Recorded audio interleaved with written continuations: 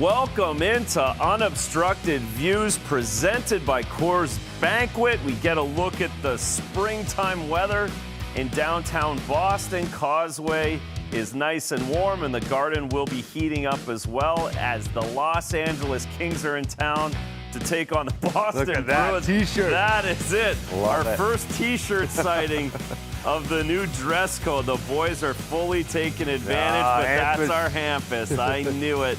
Three-piece suits still for Hampus. Swede doesn't mess around. So that is casual living as the playoffs are on their way. The weather is getting warm, like I said, but a huge, massive game for not only the Los Angeles Kings, but more importantly, the Boston Bruins tonight as Patrice, Bergeron, and myself join you. We're sitting comfortably in the couches. Our buddy number 40 is somewhere celebrating his birthday. We'll maybe get an update on what he's up to or what he's doing. But again, most importantly, it's what's happening at the Garden tonight, Bergie. Yeah, it's a big match for both sides, right? And we talk about meaningful hockey. This is the time of the year. It's nice outside, and nothing better than spring hockey. It really changes your mind when you get that weather. It flips you and it gets your mind into the time change too makes a difference. Yeah, you're right. You're going to the rink. It's not dark anymore. It's bright. Yeah, great point. The Kings, they're coming into town 1 point out of a playoff spot behind the Seattle Kraken, tied with the San Jose Sharks. They won yesterday in overtime in Columbus, so the Bruins get the Los Angeles Kings on a back-to-back. A massive game for the Kings to try and get into the playoffs and try and get their captain, Anze Kopitar, into the playoffs for one last time as he is on his farewell tour playing in Boston for the last time, Bergie. Yeah, what a player, what a career he's had. I mean, kudos to him for his longevity, his consistency throughout. Just an all-around great player. I mean, obviously a Hall of Famer, first ballot, and I can't say enough about him, about his immunity, about him on the ice as a player, and really the total package, and what a role model for kids. Yeah, two-time Stanley Cup winner. Spent a lot of time at award ceremonies sitting next to you, the two of you vying for Selke trophies. What a great Hall of Fame career he had. And then on the other side, and the most important standing and stat that we're going to watch tonight, and everyone's going to watch over the next 19 games, is this one. The Eastern Conference standings. The Boston Bruins are up on Columbus, those 2 points, because they only got one against LA yesterday. The stretch runs here at Bergie, and the Bruins have okay out of the break, but they need to really get going. They've been awesome at home. Oh, it's on. Yeah. It really is. I mean, it's so tight. I guess we say that every year, but it really is real this year. And yes, they definitely can't really let the foot off the gas pedal. Every game matters, and it's kind of great to play a team like the Kings, where for them it's the same thing. So the intensity will be there, and to be at home, they need those 2 points. They do. And Pavel Zacha, 4 goals over the weekend. Hat-trick last time out. His second hat-trick of the season. Pavel and his line mates have been playing great. We'll dive into that as the game gets going. We'll dive into the other storylines as the Boston Bruins making the stretch run. Unobstructed Views is back. We've been winning. We'll be right back after this.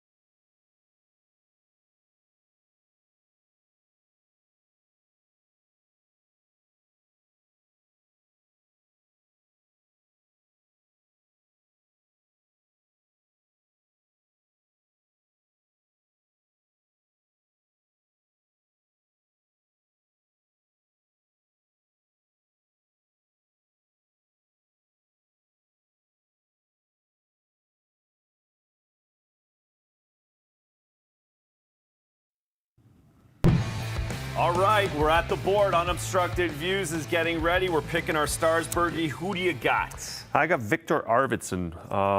Obviously, I'm expecting a great game out of that line. I think they've been great since the breakout we talked about. And I feel like he's like that spark plug from them. He always seems to find a big goal or a big play or make something happen on the ice, and I'm expecting a big game out of him. I like it. Former King as well, so he's got That's big right. money on Former the board. team, He's yeah. going to go for that. David Pastrnak, first goal in 8 games on Sunday against the Pittsburgh Penguins. I think it's time David got out of the Olympics. He's kind of getting his feet underneath him, got the goal from behind the net. I think he cooks tonight. So I got David. I love it. Going for the big boy. Going for the big boy. We'll look at our lines. We've got everything stayed the same, Patrice, from Sunday against Pittsburgh. Elias Lindholm centering 88 and Husnudinov. We talked about the second line a bunch. Fraser Minton with Mike Easymont and Morgan Geekie. And then the fourth line that has been a staple for this group now for a few months. Corelli, Janot, and Kastelik. Los Angeles is always a heavy team. They will be important on that fourth line. They always are, right? They always kind of bring it and find the energy when needed. I really like that Minton line, to be honest with you. Yeah. With Geekie and Easymont, I like what they, like the mix there. And you don't touch on that second line, right? You don't touch it. No, you're not touching that second line. Second best line in the National Hockey League with 29 and 13. And we're going to hear from the right winger on that line, Victor Arvidsson.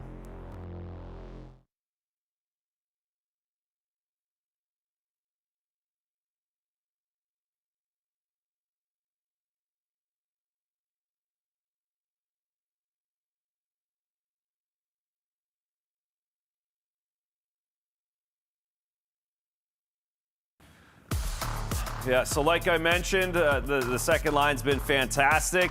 The Bruins have been absolutely un fuego at home ice with 12 wins in a row. You look at that record, 24-8-1. Not so much on the road, Bergie. They haven't won a road game since January 17th.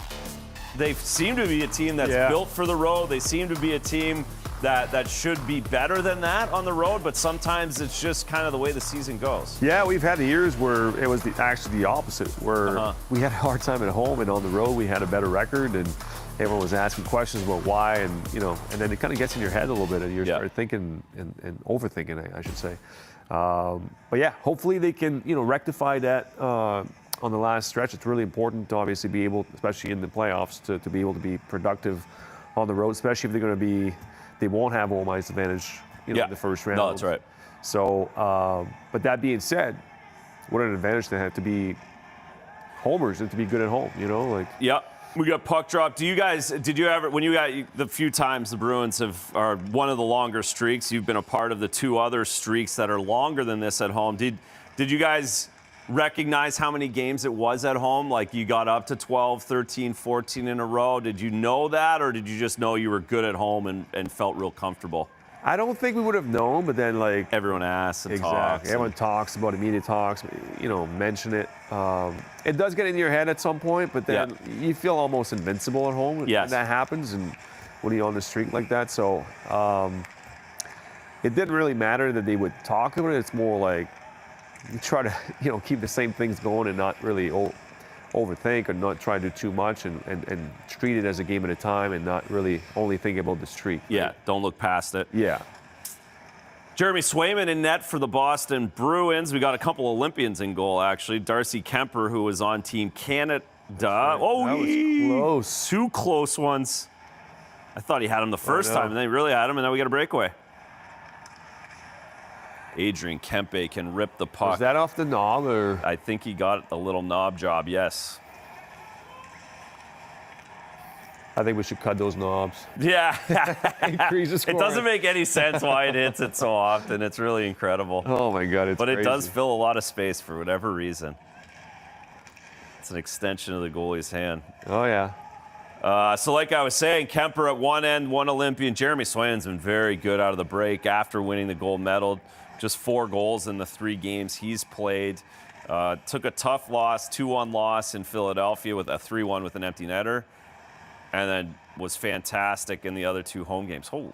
Camper's having a hard time with the bounces right now. He really is off the boards. maybe something to look The for. last 3 starts to that point, Bergie, just an .849 save percentage. So he came out of the break not as good. Less, gave up 8 goals in that first game out of the break. As we take a look in the box, the small box, him grinding through traffic, but no bad shots early on here for the Bruins. Going back on Sway, I think just winning gold, you know, like, oh my God, the energy that it must have brought him, you know, obviously the overjoyed, but also just the confidence that, you know, he's part of that team, and, you know, he was playing with the best players in the world and competing, and, you know, I'm sure it brought a lot of confidence into him. Yeah, you can see it. You really can. And I think, I would imagine, and he was lucky too, because, you know, I just mentioned Kemper got smoked his first game out, as the Bruins do a good job. It's a great shot block there from the fourth line. Swayman had the luxury of Korpisalo playing awesome out of the break. Yeah. Huge first win against Columbus, so he didn't have to play 4 games in a row out of the break, and that would wear you down. He got a little bit of time to celebrate, a little time to feel good, and then work himself into the regular season again. I think that's been a huge help, and I expect Jeremy to go on a run here, 3, 4, 5 games in a row, and let him run and let him be the guy to get you into the playoffs at this point. But what a good problem to have goalies that can really win games for you. Yeah. No, it's worked out really well. And I think it helps them down the stretch. Yes. You know, where conversely, I think a guy like Kemper, he needs to be in net, right, most of the game. So, wow. Great pass by Lindholm there. It really was. A lot of back and forth. Yes, there is, Bergie. A lot of pace out of the gates here. Always expected pace from the team that played the night before. Ooh, very true. Always. Early on. It's more later in the game that it catches up to you. Correct. The back-to-back is like, that first period, you have a big advantage. You feel better, you just feel great. But that's for some reason, it's like, if you can get ahead early in the game, that's right, you're in a good position. Then you hang on the energy, but if you get down early, it's really hard to chase the game. It is. So it's on the Bruins to continue to put pressure and try and get find. ahead. So it used to be one of the things we'd say in the locker room is, you know, hey, they played last night, make sure, you know, our first period is important, that, you know, we get on top of it and maybe get the lead, or at least keep them, you know, disengaged or take the energy out of them. Yeah. Stay close. Oh, yeah, it's important. Usnadinov. Good try. He's brilliant. He's done a great job this season. His really energy, his consistency. Of course, finding himself on that top line for the majority of the time recently, but he's bringing a lot to it, getting the pucks, checking the pucks. What a pickup by Swedes. It really was. It really was. And again, and it was so hard. I can only imagine how hard it was for him. Coming from Minnesota, Bruins won 2 games in the last 6 weeks of the season, basically, last season. Just as good of a job at recognizing that he would be able to contribute this year, and not just, you know, wholesaling everybody. Exactly. Just a great pickup. Yeah.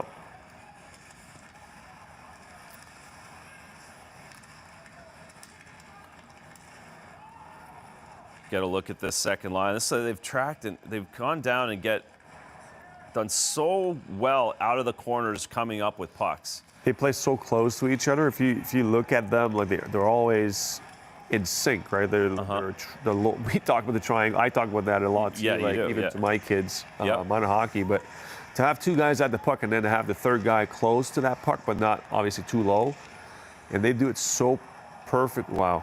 Oh, Mikey Eyssimont, what a save. Great block there. I thought that was a goal as it was talking. That seam was wide open. We did it again. We did it again to the second line. But no, they've been impressive. But I think they're really in sync. The chemistry, you could tell when the line is really clicking. The chemistry, they don't think, they react, and they just pass the puck so fast and so quickly because they know where each other is going to be at all times. And I think that's what you're seeing right there. Yeah. That goal against Washington, Arvidsson, the breakaway. Exactly. Pass from behind him, Middleton, knowing that he's there. Like knowing Arvidsson's that's just second nature at that point, right? It's instinctual. Like it's fun to watch.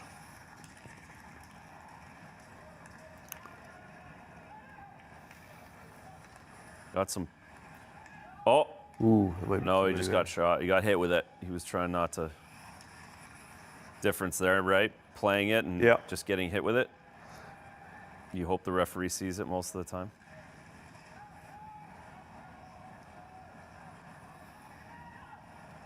Corrales in his office. In his office. Love it. It's a long time to have the puck on his stick for him. Here he goes. Let's go. Tanner Jeannot, another LA King coming over from them. There's a lot of Los Angeles King connections between Sturmy and Arvidsson, Jeannot.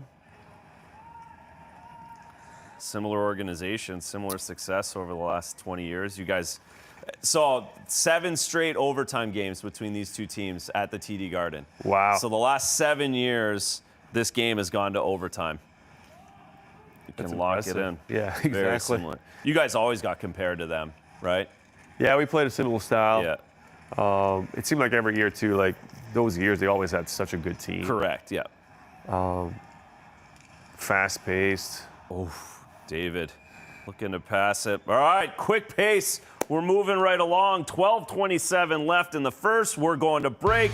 Unobstructed Views will be back after this.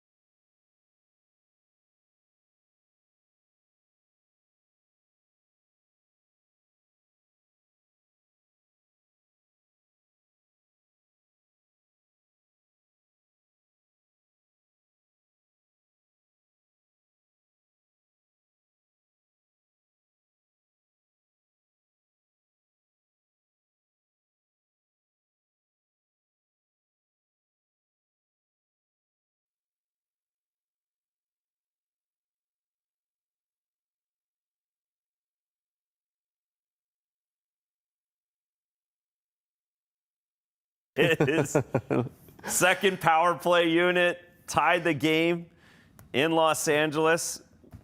It's so funny because I didn't play. I was on the bench, but I remember this game so vividly. Obviously, we were trying to get some sleep in LA the entire week, and the roommates. I was so pumped for you. Maybe I'll get a little. No, not going to get all the way down the bench to me, but. The other thing I remember so vividly is because it was Felix Potvin's first game back to LA, yeah. and we got a win for him in overtime and Bergie's first goal. It was a tough start too. It was 3-0 early. I was like, oh my god. Maybe that's why I remember because I was like, oh, I don't want to go in. I don't want to go in. But yeah, big comeback. It was. Big yeah, comeback. it was fun. It was awesome. I can't believe I just saw my stick. It's a wooden stick. I'm like, oh my god. That just aged me. You're so old.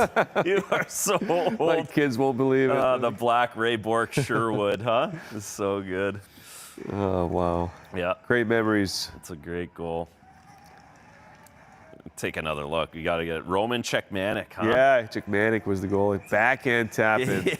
I'll take those all day. Yeah, you will. Marty was going to the there. net.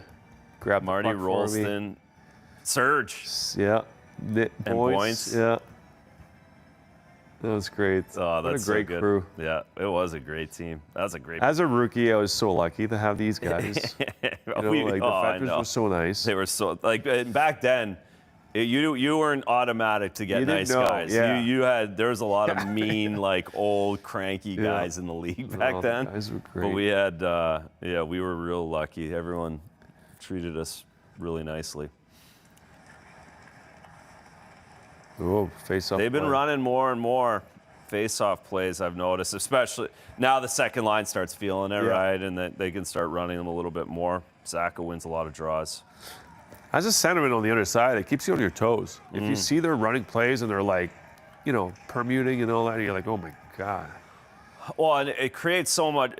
You don't necessarily. I mean, you guys did it all the time. It was incredible how many times, and it wouldn't necessarily be off of the initial play, but you put guys in a blender right away, and then then you're in the zone for 25 seconds, 30 seconds. You get a couple chances. You get a power play out of it, right? It's the extra stuff. No, for sure. It's also like the miscommunication that comes out of it, and the overthinking sometimes too. Yeah. Like the chess match, right? Yeah.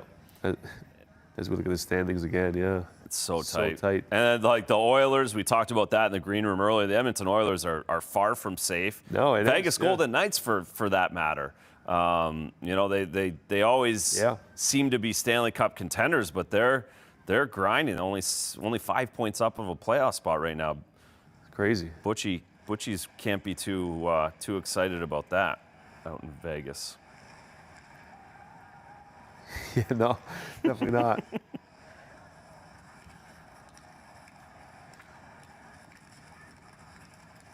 Oh, yeah. I thought he came back to Minton more. It almost got to him. Yeah. Just another good start from the Bruins. Playing fast. Oh. Great read. Mason, Lowry. He got a little wake-up call. Yeah, he did. He sure did. He's ready.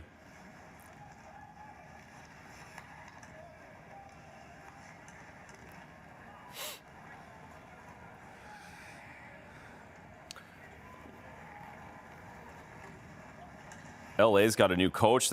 Interestingly, Kenny Holland, as we get a whistle, look out in the crowd. We'll take a look at the pregame skate. Mason Lowry. Over on your right hand of your screen. Wakey. Yeah, where is Arvidsson going? He's making sure Mason is ready to go. Wakey is right. That's dangerous, though. No helmet. Well, he lost his helmet, but like Arvidsson doesn't get have a one. stick. Like it's the warm-up's so coordinated. Right? Everybody does the same thing 82 times, right? Like it looks like chaos, but everybody's done the same thing. Everyone knows where everyone is, so that's why you don't see a lot of that. No, exactly. It doesn't happen often, but it does. It's an absolute it's so embarrassing. Full send, Everybody's dying laughing. Gets the guys in. And it's a fine too. Yeah, 100%. If you go down and warm up, you have to put money on the board for fine fund. So yeah, and the guy who's in charge of that is can't wait to get a hold of you, right? Like right over to you. Get an interference call? Yeah, I think so. Kaslik doesn't like that. Easy. Yeah, good interference call. That's a little late on that hit. But yeah, I could just imagine Marshy as soon as that guy goes down. $1,000. That's a big one. That's a big one.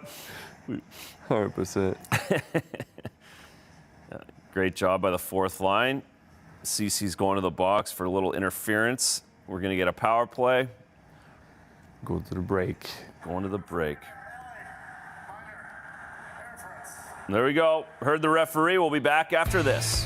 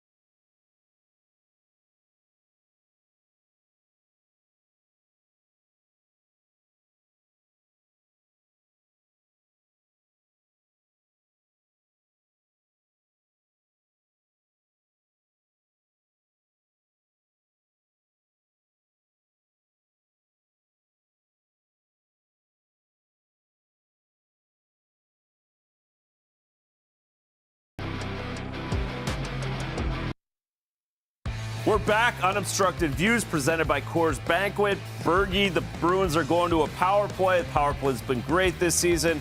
You're going to get on the telestrator, get working right out of the gates from the goal on Saturday against the Capitals. It's the Caps. So I love bringing defense into offense. So we'll see Geeky here making a great play defensively. Look at Wilson going down. That's huge for this now for the goal because it's 4-on-3.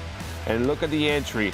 Go on the side of the Pasta, but Zacha's going to go in, but watch what Lindholm does. He's going to come in a quiet area here, but also we have a trailer. So now this defenseman is going to have to make a decision on who do I take. See that little hesitation? Opens up Zacha for the pass. Great look by McAvoy, and then a great finish by Zach. Great hand-eye coordination to put that in with that rebound, but just a great play overall by all 5 guys on the ice, starting with Geeky and ending with Zacha. Love the power play goals off the rush. Yes. Quick strikes, taking advantage of a guy falling late. It's nice. I think scoring in many different ways, but like your breakout dictates a lot of your plays, right? A lot of your power play because you don't want to waste time. Yeah. As now the power play's over, it's probably because I jinxed it with this, but you jinxed it. Exactly. It's all right. That was an easy call. I mean, he had to make that play, but it's still unfortunate.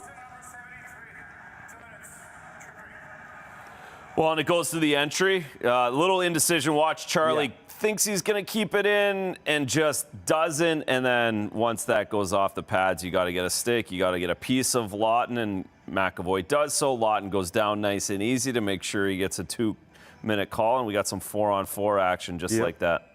I think like C-Mac's decision there to back off is because the puck is getting close to the blue line, and then there's also that that Lawton coming at him, but also there's the weak side player from LA that that can become a 2-on-1 or even a breakaway. So he's like, okay, I got to back off here if we lose the puck. But then I'm sure Pasta and the rest of the guys are like, stay in the zone. Like, 100% they are. So it's a lose-lose for Charlie.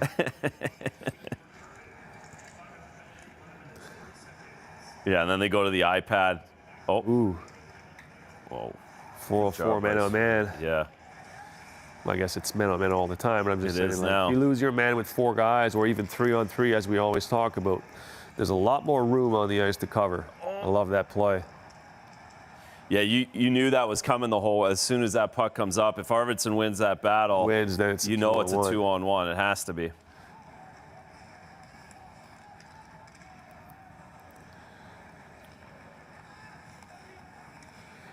Panarin in the new colors. Yeah. New old colors. New old Wayne Gretzky colors. Johnny Carson. I like it.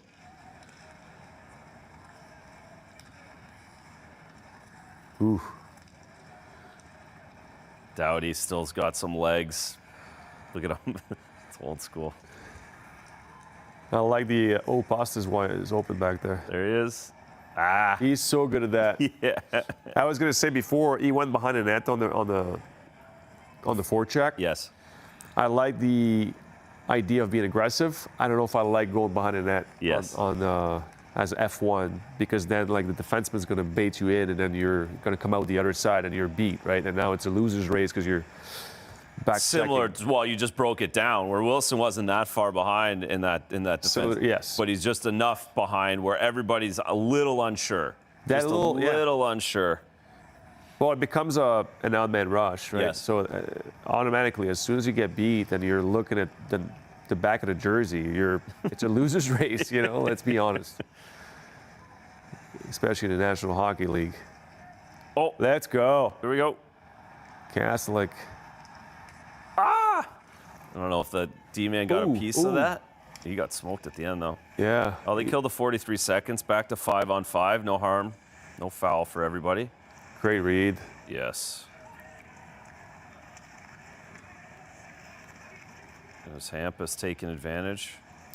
A lot of room in the neutral zone right now on both sides.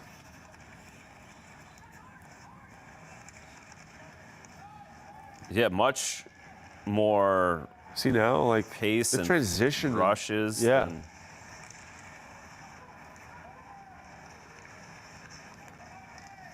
good play. Good save, Jeremy, getting back to the post off that back wall. Thought Corrali had 2 more paces to take another 2 steps in here. He did have a little bit of room. Not a bad shot. Just he did. Sometimes like on the ice, you feel like you might have back pressure. You gotta like you want to get in on that. It's so easy from Great here. block. Defense into offense. Yeah, I think. We lost the end there, but Take a look at. Yeah, there it is. The Dumoulin got a stick on it right the last second, but Kastelik's fast. Like his straightaway speed, he's big and powerful. His legs, he can beat most people in a race there. He's looking to get his 10th goal of the season. Mark Kastelik. just a great year. Huh? Just Great a solid. What a great trade. Yeah. Had to trade Linus.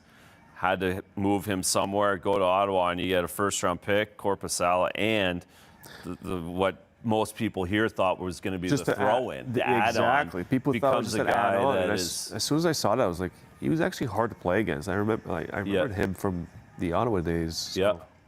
he's a good player. Oh. And a perfect Bruin. Perfect Bruin. Like, couldn't be more of a Bruin.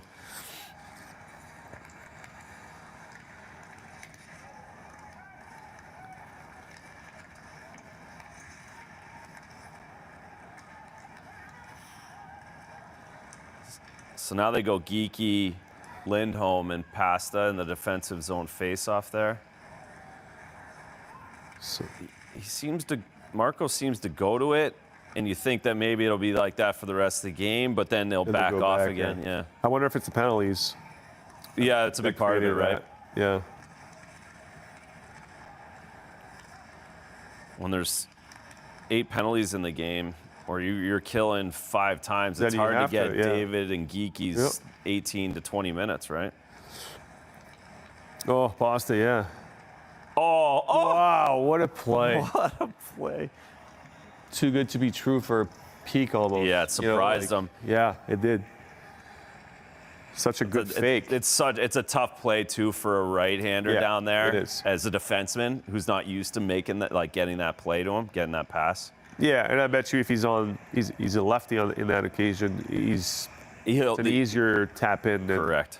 on the offside.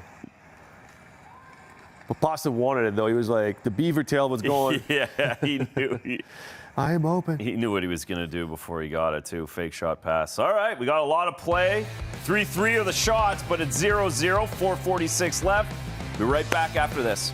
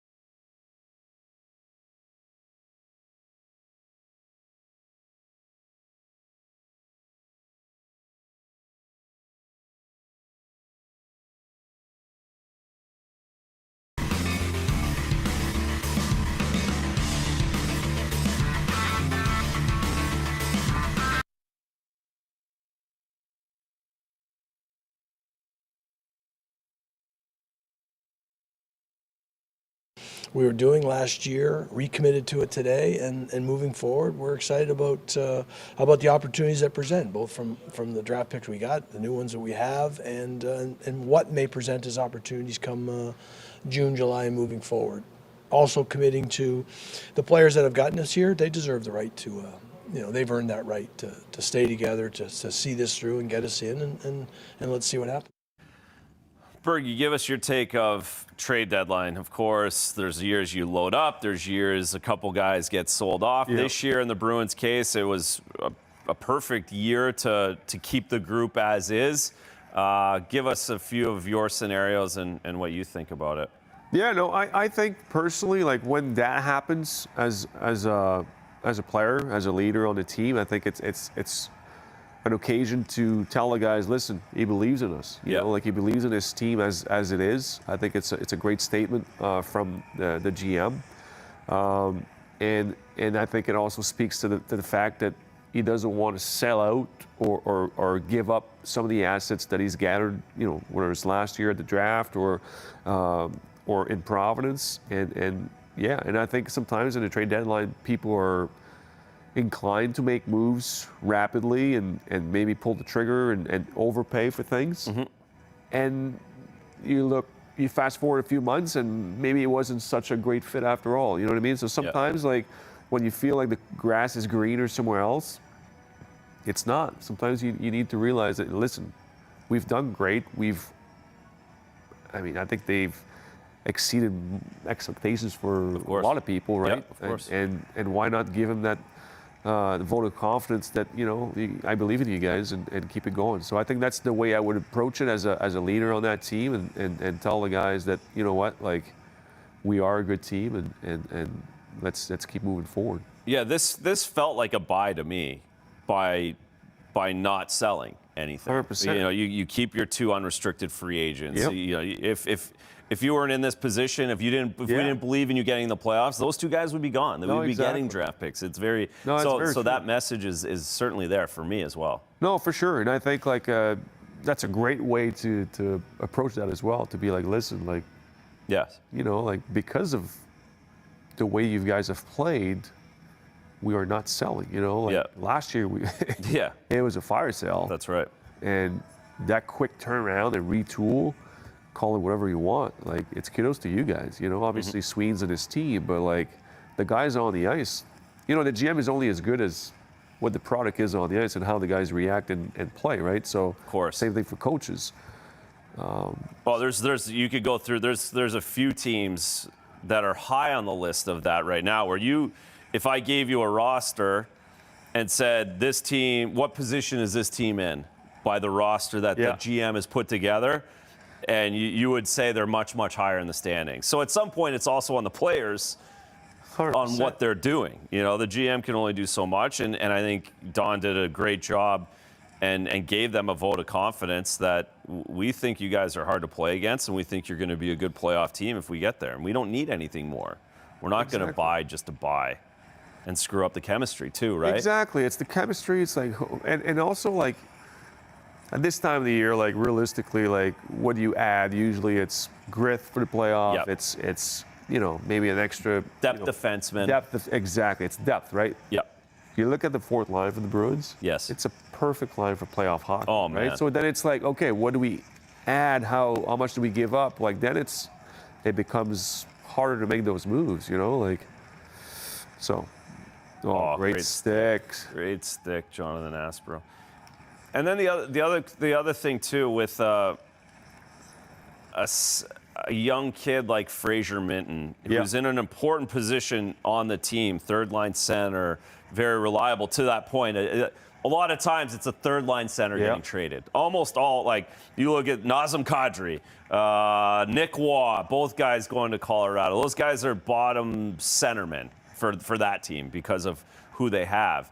But you want to give Fraser Minton this to develop down the stretch and be a huge part of this team and not stunt that development on top of it. But what a vote of confidence too. You know, like, and he deserves it. Yeah, and we got an ISO cam on him right now. Great timing, you know, to talk about him. But like he's, you know, talk about exceeding expectations. I think he's probably first on the list, right? And the way that he's handled himself. Oh. Look at that shot, right on cue. Oh, that really would have lined up. That would have got us an Emmy right there if we had that whole thing teed up. Yeah. Bergie called Minton on the ISO cam. But that starts with him defensively, being aggressive and closing and then getting on the offense. And then the other thing is, where I'm going to go with this, and I've noticed it, it's very obvious to me, how much better he's gotten at his offense with his shot. He's learned over the last 6 months how to get his shot off, how to get his release off. It's quicker. He puts it in a better spot. I think that was a great example of that. He's really figuring out how to create offense through that. That I promise. Watching, I promise that would have gotten blocked in October. I think it's also confidence. Yeah. Okay. You know, as you progress, it's also like, okay, I have a teammate that's open. Should I pass? Should I not? Then you're like, oh my God, and it's too late. Yeah. Right? Yeah. Got it. But it's assertive now. People know what he's all about. People know he's a team player. People know that he's going to try to do the right thing at all times. Yeah. So then there's no more like, oh, I should pass. I don't want him to be, mad at me or whatever. So now it's like, okay, I'm just playing hockey. I'm using my hockey brain rather than thinking all the time, right? Yep. Oh, that was a great try by Panarin. Almost had him. Last minute. Shots are only 5-3, but I feel like we got a lot more. There's a lot of out chances. Of it. Yeah, a right? lot more action, a lot more pace. It was a quick period. It was a great first period for both teams. Good hockey. Playoff hockey. Yes. At the end of the day, that's exactly what this has been. Playoff hockey. They know. Yeah, they do. This game means a lot. Were you a standings guy? Would you go home after this game and look up what Columbus did or what Ottawa did? Yeah, maybe down the road, like still a lot of time left. I think it's still a lot of time to do that. But I would never really. I guess I wasn't really a math guy, anyways. But I would never really take out the. Yeah, if we go 500, we've got this. If these guys lose two, it's like, let's just worry about winning hockey, and then the rest will take care of itself, right? So there's been a couple years where late in the year we were tied for 8th. Yeah. We had to win, and Pittsburgh had to lose. Yeah. So then you're watching. You need some help at the end, but not yet. So, all right, Bergie. We're back. Unobstructed Views, presented by Coors Banquet. 0-0 after 1. We're going to take a break. We're going to relax. We're going to watch the gang at the intermission report. And we'll be right back for the second. We got Rick Nifty Middleton coming in from Zoom. Big surprise at the end. Tune in for Nifty right after this.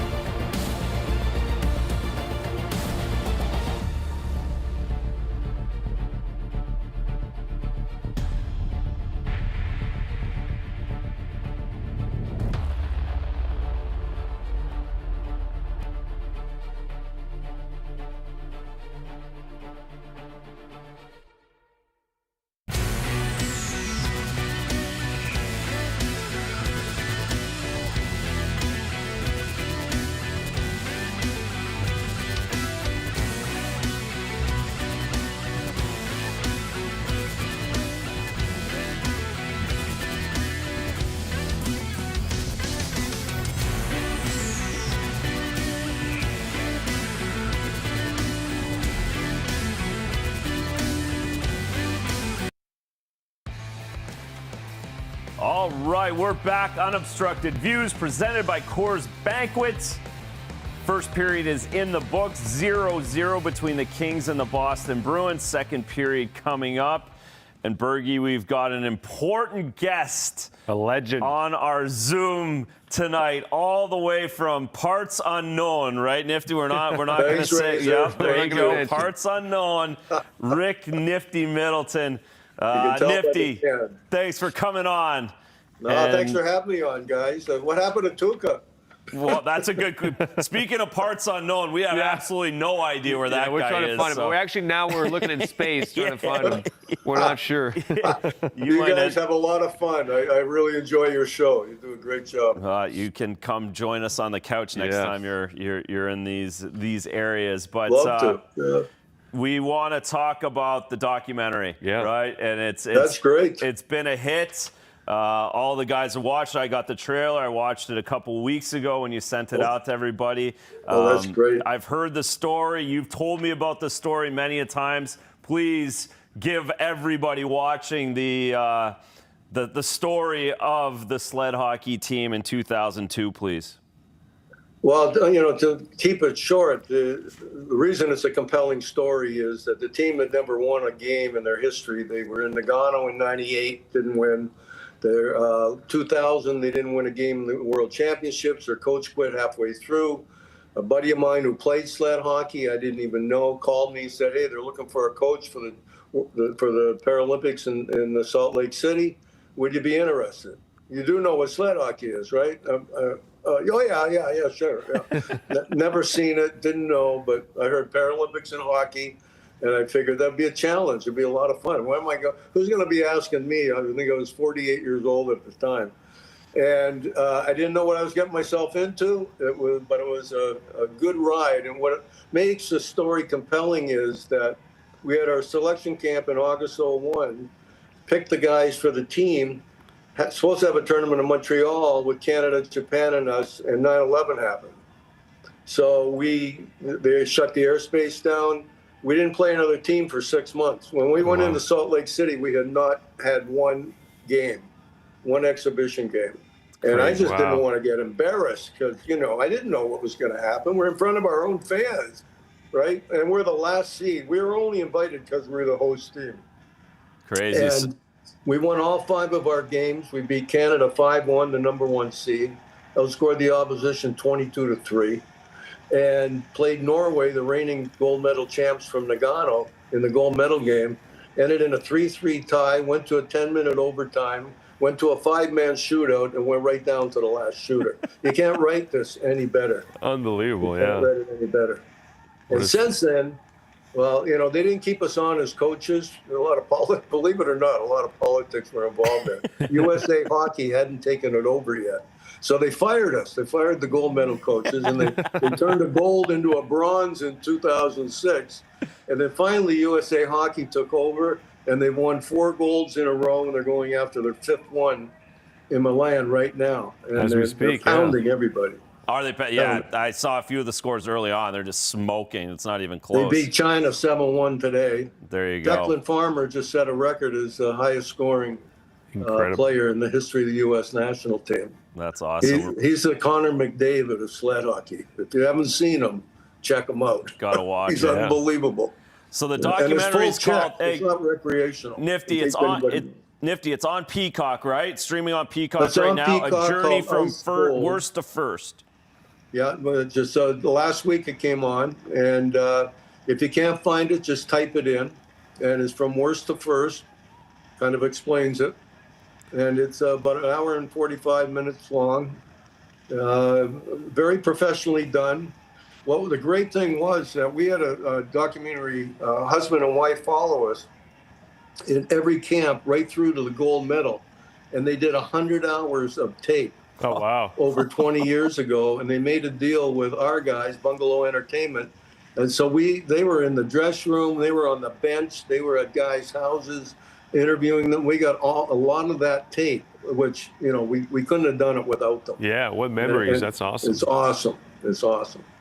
Now, Nifty, tell me, you talked about, obviously, like you didn't really know anything about sled hockey, but does that translate to like regular hockey? Does that, for you, what are the challenges you face as, you know, as a head coach now, coaching a sled hockey team rather than, you know, regular hockey? Well, it is the same. 5 players, Very 3 similar, forwards, yeah. 2 defensive goalie. Kind of the unique things back then, and I'm not sure now. I think they allow more players on the bench, but we could only dress 2 lines, 4 defense, and 2 goalies. Really? And if you had an injury, you're down a guy. Oh, wow. And it's dirty. They have a couple penalties. One's called T-boning. You're not supposed to run your sled into another player, but they do it all the time, and they do it on purpose. And they kick it up, and they try to knock the guy's wind out or hit him in the kidneys. And China took about 4 penalties doing that today, and U.S. taught them a lesson. But, you know, and then there's interferences a lot because they knock the end of the sleds a lot and turn a guy around. So they got to be careful that they don't interfere too much. But when I first did it, my first camp, I'd never seen it. I went down, was asked to do a camp and design it in Tampa, Florida, of all places. This is before the national team. And I figured I'd get into the dressing room and say hi to the guys. And so I met everybody. I go out on the ice. You know, they blow the whistle to warm them up, go this way, blow it again, go that way. And I blew it, and I went backwards. And they all stopped and looked at me. And I went, oh, no, they don't go backwards. So they knew I had never really seen sled hockey. That's but great. Outside of that, they obviously knew I knew the game. And, Yeah. The biggest challenge was they'd never been taught a system. And we're going in playing the best teams in the world, and they always just, the other team had the puck all the time. Yeah. They were just, by the films that I saw, they were just chasing guys around. So No structure. we developed the Don Cherry system where you just dump it in, go bang the defense, and get the puck down low, and then do something with it. And because we had to keep it simple because the hockey mentality of a lot of the guys is pretty varied. We had a couple world-class players, and we had one guy that had only been playing for 3 years, but he was a kamikaze, and he made the national team. That's awesome. Yeah. Did that stick? Did the Don Cherry style stick? Did they? Well, yeah, it helped because can you see it in the game now? Get the play. It was a simple system that they could grasp. We only had 1 4-day practice a month for 6 months. That was it before we went in. So we had to get it simple enough that the guys that didn't understand hockey all that much, and offensive zone, neutral zone, defensive zone. If you win the face-off, you lose the face-off. Where do you go? Then special teams. You know, we had a lot of things to cover. Yes. And, structure and defense. And not all that. knowing what was going to happen, and we ran table. Yeah.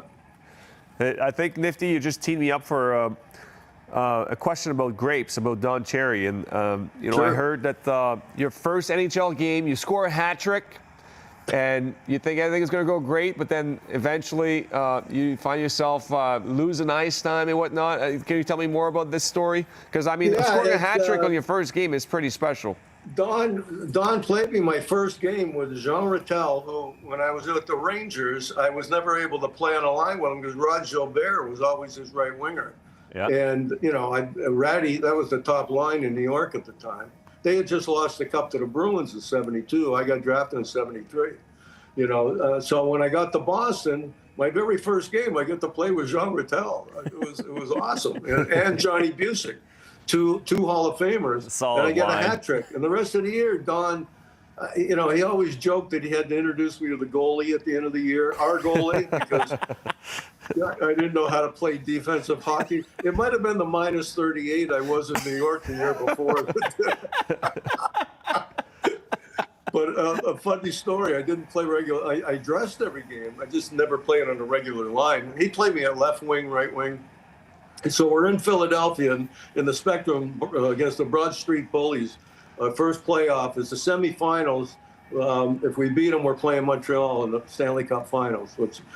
So we're in Philly, and it's tied. Goes into overtime the first game. And again, I'm playing some shifts, but I haven't played regular. So Don comes over, he leans down, almost a whisper, he goes, "You're going to get the winner." So I look up in my usual sarcastic fashion. So I said, "So I must be playing, right?" And he just gave me the scowl. I need to be on the ice. You want me to score? The winner against Bernie Perrant that night. Terry O'Reilly scored in double overtime. The next night we beat them all 4 straight, and then we lost 4 straight to Montreal. But that was I went from a team in New York the year before, didn't make the playoffs, to the Stanley Cup Finals 2 years in a row. Yeah, awesome. that's awesome. Unbelievable. Yeah. Unbelievable. In Montreal, they had 9 guys in the Hall of Fame on that team in '77. Yeah, they're pretty good. Pretty good that year. Not bad. Pretty good that year. Did you ever get in a sled? Did you ever coach in the sled? And how hard is it? I've tried it. It's tough. And my assistant coach, Tommy Moulton, and I are good friends living in Hampton, New Hampshire. And we coached a Boston team after that. They didn't have a league, but they would go to disabled tournaments, and there'd be a team from Dallas or New York or whatever. So we coached the team. I got the Bruins jersey with the bear on the front for the guys. So we were somewhere, I forget where we were, and we only had one goalie. And the goalie got hurt. We didn't have a goalie in the tournament. So I said, well, I can go in net. I said, as long as you don't have to skate, I can block it and catch it, I can whatever. manage that. So I have a win. As a sled hockey goalie. That's awesome. No way. That is fantastic. What a I'm stat. 1-1. I love that. What a fun fact for a trivia night, Yeah. It's a lot of fun, but I don't know. You ever try it? It's hard. I've been in one before. It's so hard. Yeah, I've you never go tried up it. and It looks down. It's turning, it's stopping, it's Yeah. stick handling, shooting, Nifty. Everything. All at Nifty, once. we're just going to run to a break. Bruins, Kings, 0-0. We'll be right back after this. You got it.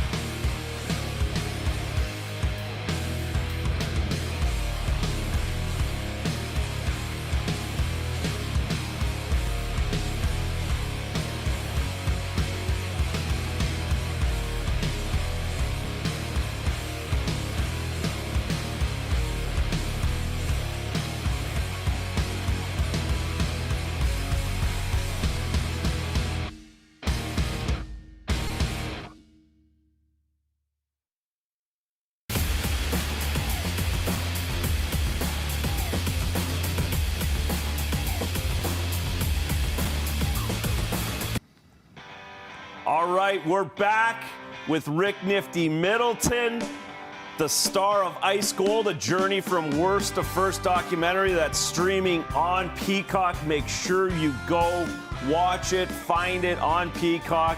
But first, we were talking about the great story, Bergie's hat trick. Nifty, first game in a Bruins jersey, the 16 hat trick against the Minnesota Stars. Wow. October 1976. We don't even have the names on the back of our jerseys yet. That's so true. Look at the flow, though. Oh, that's so nifty. No What a helmet. goal. I got a lot more hair, too. Yeah, you did. What a goal right there. Oh, there you go. That's why they call him Nifty. That's it. That's so great. I love it. Isn't it great when it looks can, easy? I can watch that all night. Hey, Bernie. Yeah. Yeah, I wouldn't know what that is. You two know what that feels like. I don't have no idea. Oh, my God. It was hard every time. No. Nifty, Yeah, we were saying, doing, you mentioned it on Peacock. Yeah. We're having a showing. It's free at the Portsmouth Music Hall on March 26th, coming up in a couple weeks. Awesome. So anybody that wants to go online and find it or just come up, the tickets are free. Seats 900, there'll be plenty of room. And Tommy and I and a couple of the guys on the team are going to do a Q&A afterwards. Oh, that's Love awesome. it. March 26th, Portsmouth. Portsmouth Music Hall. Music Hall. Portsmouth, New Hampshire, not Rhode Island. No. Yeah, don't go the wrong The way. other way, yeah. Yeah, exactly. Yeah. Exactly. Have you watched much Bruins this year? We know you're at the Stadium Series. What do you think of the team? What do you like? I got Fubo so I could have NESN. Perfect. So, yeah, I was watching the first period before I called in. Yeah. You like the team, Nifty? I do. Well, a lot better than last year, for sure. Yeah. They have a little trouble finishing. Yep. And sometimes they give up a little too much, but I like their toughness, and they grind. They try hard every night. Just like, doesn't always work, you know. We always think that when we played, you know, it was easy. you won every night, you know. Yeah, that's true. You You always realize how hard it is and how fast it is. Oh, You my always goodness. win from the couch, right, Nifty? It's real Oh, easy from here. absolutely. I would have scored all those goals. It was so easy. Then you look at the goalies back then. I'm like, how did I not score more? I mean, the pads are about that wide. They're about that tall.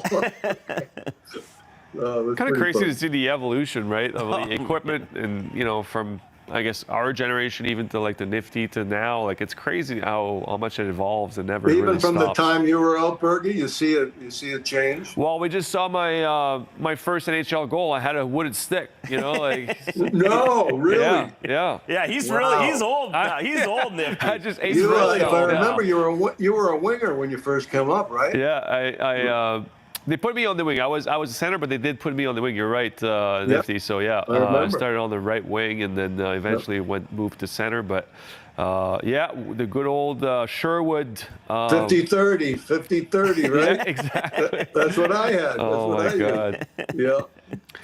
No tape though. You can't use tape with those. Yeah. No, we did have the luxury of having tape. If Bobby doesn't need tape, nobody needs tape, right, Nifty? Is that how That's that works? right. That's right. Bobby had one strip on his stick. If you ever watch him, he's got like one little strip. That's all Yeah. he used. So funny. I love it. Oh, power play for the Bruins. Bruins power play. Hopefully they can capitalize on that one. Max had a tough year, boy, physically. Oh my God, he's taking a beating. Hopefully it's all behind him. Yeah. What do you think of the gold medal game? I thought that was great hockey. Obviously, for my Canadian side had a hard time seeing seeing them lose, but at the same time it was just great hockey, great for the game. Obviously, great for the U.S. as well. They've been waiting such a long time, and you can tell how much it means for USA hockey. So I think it's just overall, this tournament to me was incredible for the game, for the growth of the game. A lot of people have talked to me, after the fact that they started watching hockey because of the tournament this, in February, which is amazing. So and as soon as McKinnon missed the shot, and then the poor guy in front where he saved the Hallebuck saved it with his. You knew yes. that the U.S. was going to come. I That's thought how they were it going to goes. score before the end of the game and win it because You're so right. Canada was snake bit. They were Yes. snake. Yeah. Well, and we talked about the overtime sequence, right? You got McDavid, McCarr, and McKinnon out there. Yeah. And they're going up and down the ice. They got them on the tilt-a-whirl, and just two split-second decisions that changed everything in overtime. Yes. Yeah, I forget who the defenseman was that pinched in, but he was like 2 inches from getting that puck. I know. They would have had a break in on the goal. Yeah. It just went the other way. That's So all. true. That's why the game's so Game of great. inches. Yeah, exactly. Yeah. Pasta, ISOCAM. He's open. He's definitely open right now. Everybody knows he's there, and they still can't stop him. He's not going anywhere near that. Oh my God. Actually, it's a good play by the Kings. Just It really is.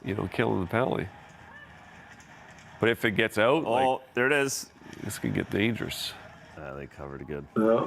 Oh, Good stick again by LA. PK's way down in the league, but it Morgan doesn't Mortar. look like it right now. Oh, LA's like, I heard somebody say 29th in the league in offense. So, you just can't give them those chances. Oh. I think we got a penalty there. Definitely. Lindholm. Oh, that's, yeah. The that's puck almost went in. That's Yeah, I think the it's a best good hook of penalty the to year. take, right? Exactly. You got to take that. You have no choice. Yeah. How about Panarin, right? The only team we go to is LA. That's tough for the GM to have to trade that and get value. Tough to win that trade. One guy. What is he, dumb? He could have gone to Vegas and with no taxes. Or Florida. That's true. It's true, too. All those California taxes, he's not going to be happy in about a month.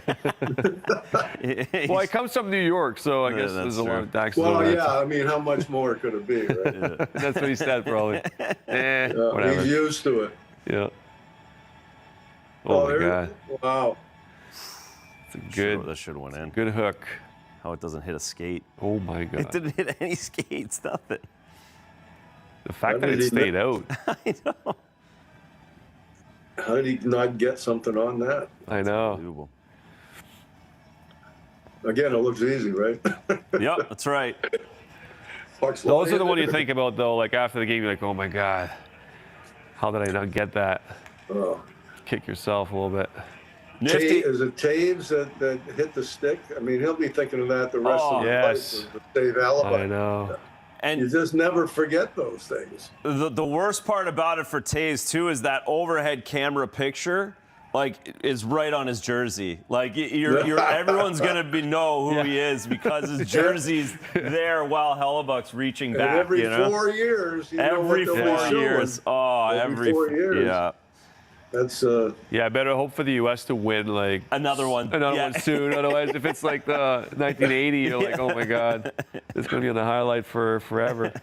they're still showing Mike Eruzione's goal. That's true, yeah.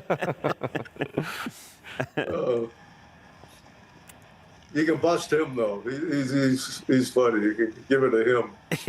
Yeah. Yeah, we He's a had great him on, guy, actually. super guy. Yeah, he's great.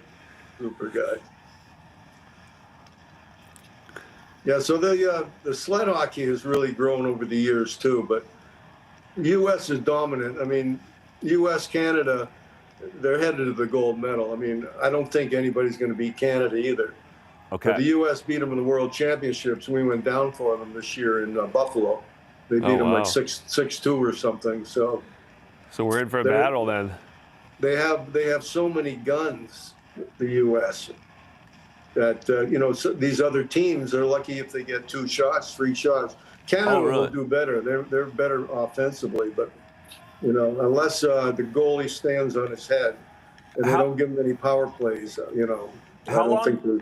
How long can the guys play for, Nifty? Like, how many of the guys on the team now? Like, how many Olympics are they? That's a good question. I think some of them have played at least 3 Olympics. Okay.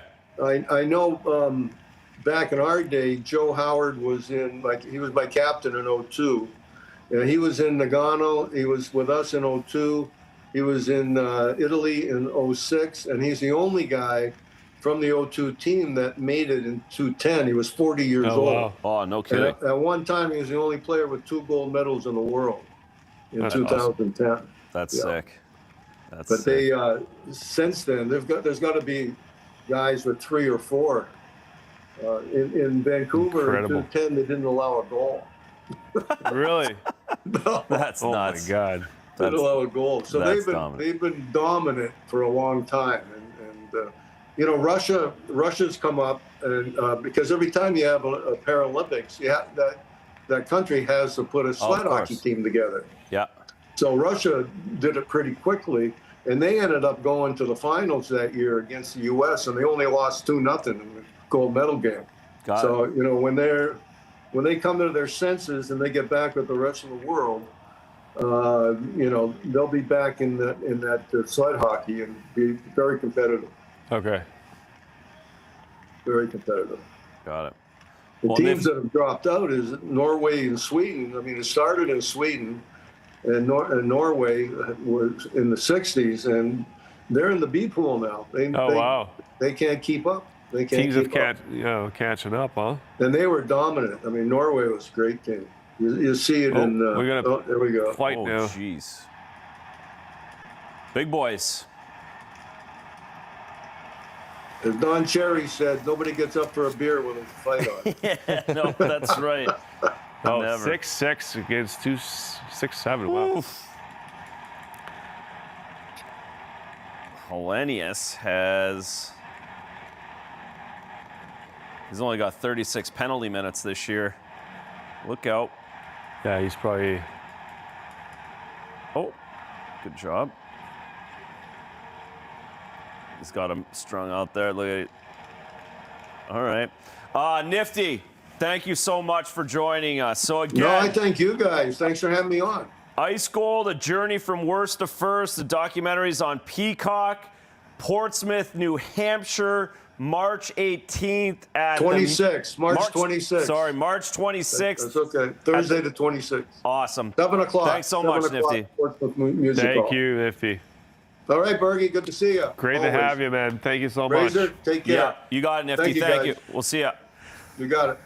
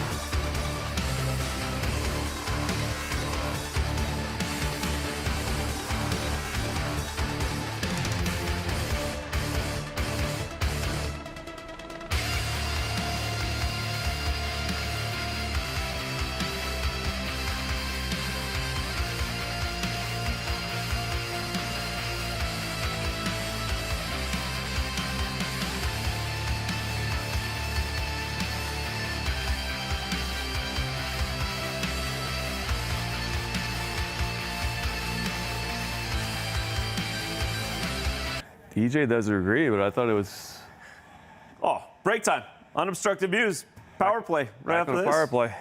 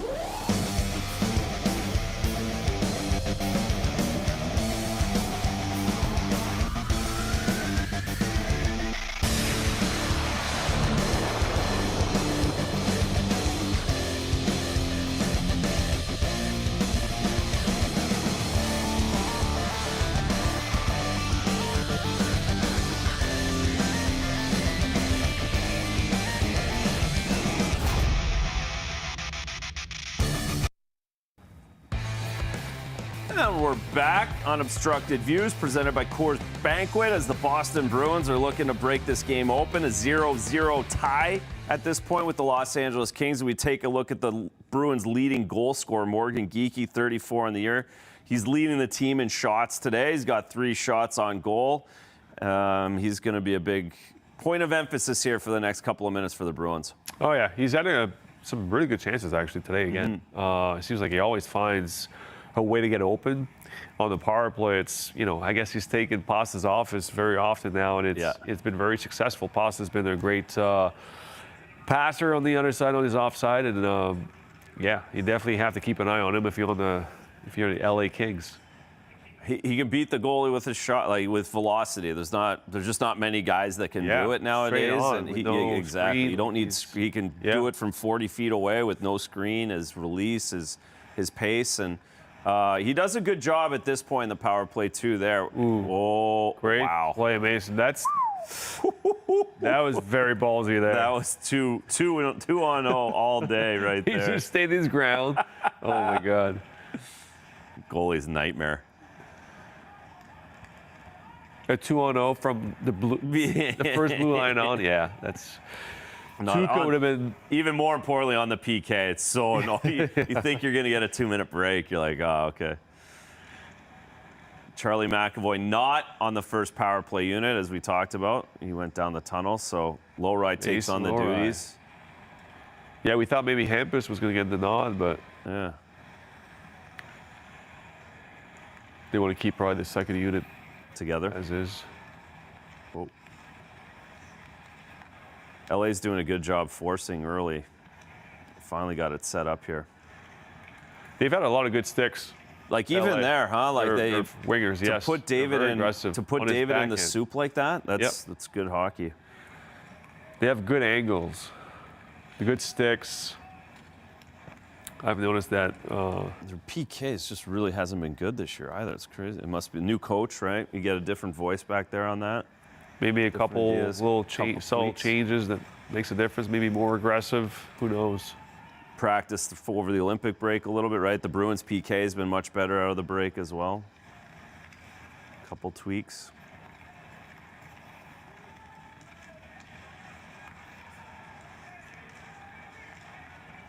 All even. Oh, post again for Fraser. Minton. Second post of the night. The Sedin twin bumper play right there with the shot tip. That was a nice pass. Husnadino found the stick really well. It's a great play. Oh, tough to defend. Tough for the goalie. Oh, yes, goalie. It's just a great play. Kemper got a piece of that too. Settled into the game. Shots here. Using the bumper, I like it. 12-7 shots on goal here, late in the second period. Total? chances on both. Total. Oh, wow. All night, yeah. LA is God. 5 in the first, 2 in the second. They only had 2 shots, but both of them felt like they could have went in. They had the breakaway, and then you had this one, the one that got pulled off the line. Yeah, they have a couple grade A's for sure for 7 shots. Yeah.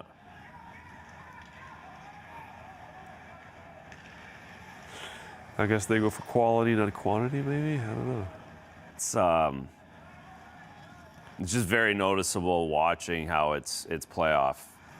The mentality today is playoff hockey. Like A lot no tighter, one's huh? giving any. Yeah. Like you talked about the neutral zone. It was opened up, but it was both ways. It wasn't. Yes. Nobody was really giving an inch. The either neutral way. zone was a little like iffy in the first, but Yeah. then defensively, like they were pretty stingy, right? So Yes. like, and obviously the goalies were pretty dialed. But this second has kind of turned into a little bit more defensive. Yes. Ow, Yeah, right in the back of the leg. I can't feel good. Oh, I like the pressure from that line.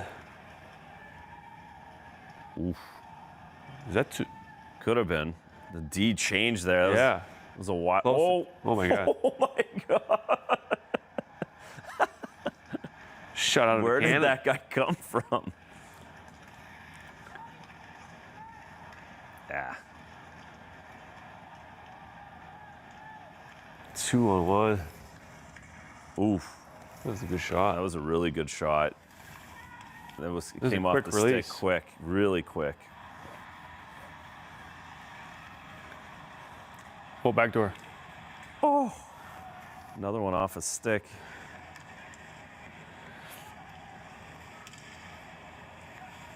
Did that hit David? Stick.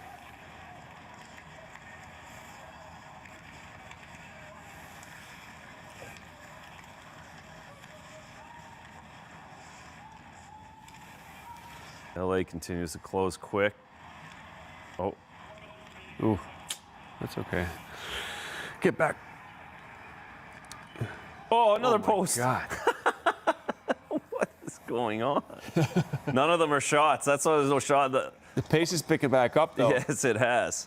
What do we got left? Oh, just 40 seconds left. That's a huge play there. David just kind of handcuffed himself a little bit, right? Like he thought He the did, D was yeah. going to go further, and he stayed. I think he didn't see that The Kings.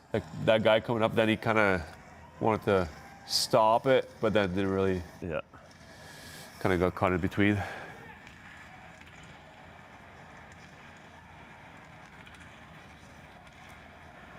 We got 15. Hang on. No penalties. No. Oh. All right. No, get that out. All right.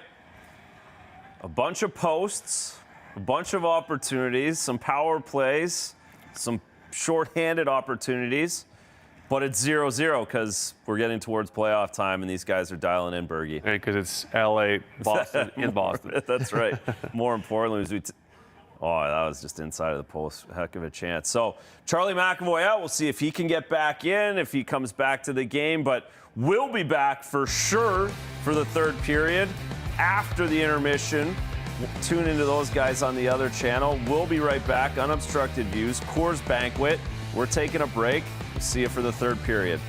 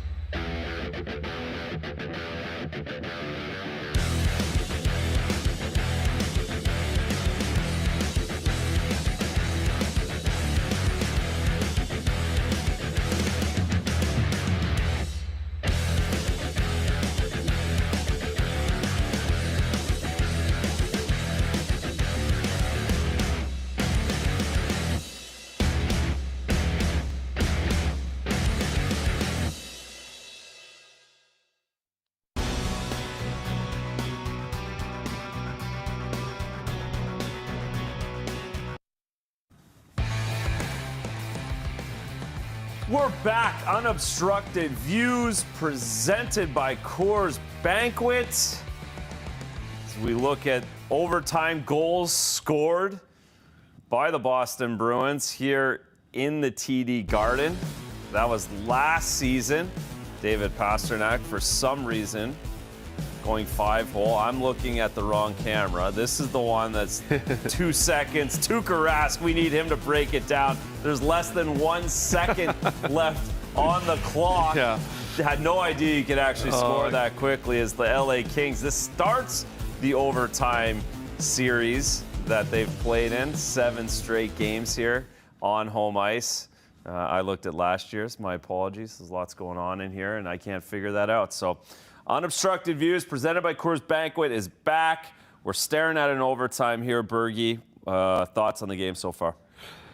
It's been, back and forth. A lot of great plays, a lot of chances. Not many shots, but up tempo. I thought, a little dull in the second, maybe for a second. I thought the last few minutes picked up, so hopefully it's a good setup for the third. Well, we haven't had a 0-0 tie on Unobstructed Views. I know. And we've had a few games where it feels long and we're grinding for things. It hasn't been that way, even if it's a 0-0 game. But a huge third period nonetheless for both of these teams. But if you're the Boston Bruins, we talked about it.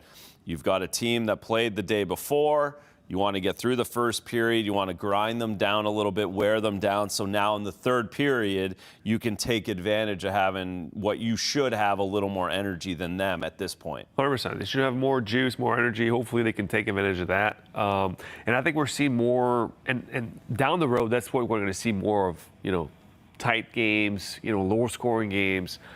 It is, as I said before, it is the spring, and every point, every inch matter, and it's a dogfight. That's what we're seeing. Yeah, and top 6 forwards for LA, all top 6 forwards played over 20 minutes yesterday afternoon in Columbus. So again, lends itself to the Bruins being able to wear them down here, get the next one, and then make LA chase at that point. Then you can really put them 100%. them in the grinder. Definitely wears you down playing that many minutes 2 nights in a row.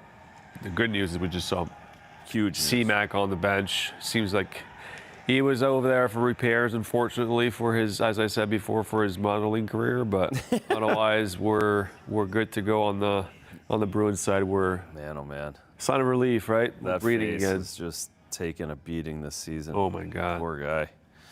Oh, poor guy. Marco Sturm, former Los Angeles King assistant coach, head coach, of course, in the AHL for the Kings. He knows every single one of these players really well, along with the coaching staff and former LA King player as well. Former LA King player. Yeah. Lots of ties. I forgot Sturmy was in Vancouver the other day. I heard that he was in Vancouver right after you guys beat them. That's in right. 11, he was there. He had AV, he had Elaine Vigneault, and it was funny. We were talking about that the other day.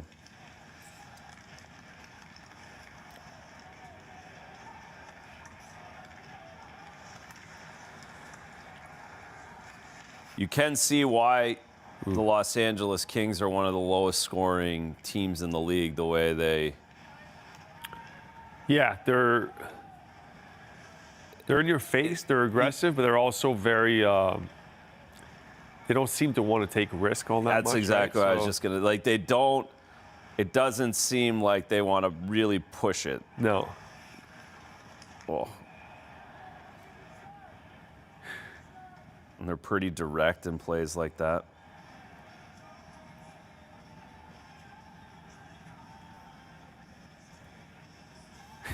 Hold me tight. Yeah, exactly. It's always funny. Like to see Nikita Zadorov stay on the ice though this period. Oh yeah. That actually. For a goalie, that's hard, right? Really hard, but it also, Byfield might have got some wood on that pass. Like he might have, that little inch of a touch by Lindholm moved it enough that Byfield couldn't get on it. Yeah. Might have been there.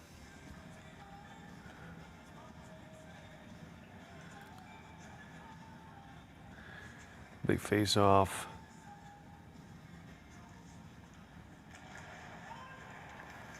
It's the win, but a loss almost for LA. Yeah. Those kind of 50-50s, at least, like, they can't really set up the play they want to set up. You know, if it's a clean loss, then it's like, oh, those are the killers, right? Well, yeah, you're really more on your toes, on your heels, I should say. Yes. But you should be on your toes to try to get there as quick as possible. But then it kind of puts you in a tougher spot defending. But if it's a 50-50, you know, the winger can get there. Yeah. It's not as... And if you win the next battle, then you create off of it. Yeah, Sometimes, exactly. right? Many times, you know, you lose a face-off, and then your winger wins the battle, and then you're off to the races, right? Yes. Ooh. Oh. I thought Campen didn't know where it was. No, he had no clue. Minton was right there all alone on the doorstep, too. Nice play. Did you like playing the puck, like coming out of your net? So back, if you remember, when, you know, like 03, 04, the net was further away from the boards. Yeah. So it was harder to play it back then because they shortened the... You could go anywhere too, right? Yeah, you could go in. That was the thing. That was the hard part because the best guys like Marty and Eddie, they'd go out in the corner. Yeah. So even if you were kind of good at it, you were as good as that. Yeah. And the guys would be like, dude, why don't you? I'm like, you know how hard it is to go out there and go get that? Yeah. And I have no confidence in doing that. Yeah, at that point, young. it kind of became like an extra thing that you had to do as a goalie, right? Yeah, like, you did because and the guys would get run over, the forecheck, the whole thing. So no, you did have to be more aggressive, and you had to kind of make yourself get out there and play those. I would say I was average. Yeah. Just did enough to. But you felt comfortable. Felt comfortable enough, not to the point of, you know, again, Marty or at that level, but I didn't just sit in my net either. Both Martys, right? Even Turco was unbelievable. Yeah. He could So skate. good. He's so good at skating. And back then it made a huge difference without the trapezoid. 2 points away from It's a big nut. That's incredible with those names there. Oh, lucky Luke. Wayner played Good for him. half the games, 918.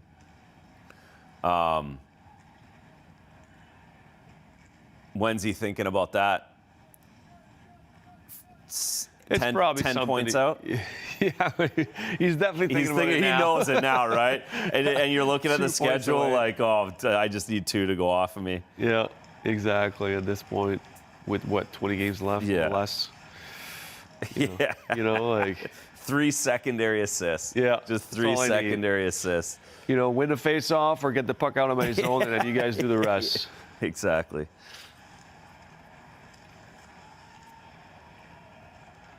What a career. We talked about that, but wow, that's It's a lot of points, huh? a lot of points.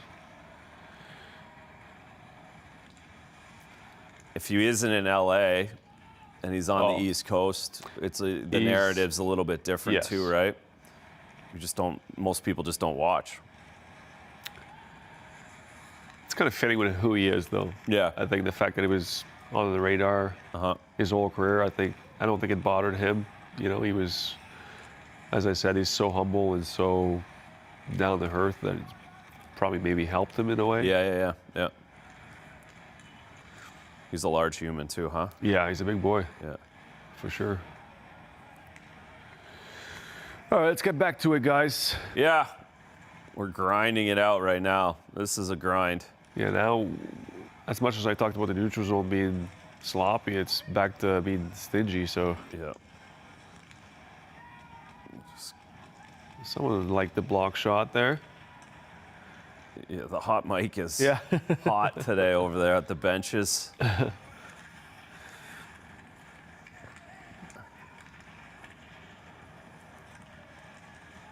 No.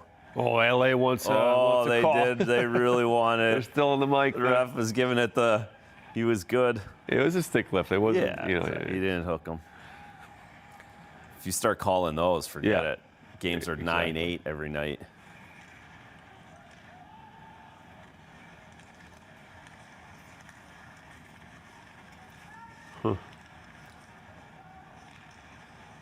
That guy has so much room. And he shoots it right away. Yeah. It's a break. It is a break.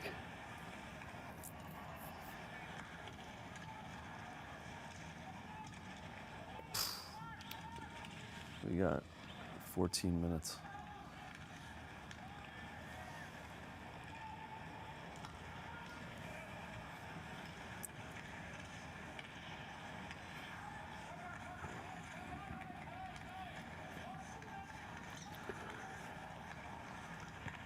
LA has 10 shots on goal. 6 minutes into the third period here today. Kind of wild. It's hard to do that. And they had some chances. They've had, there's been a ton of missed nets. Like even that guy shooting that there, like. Yeah.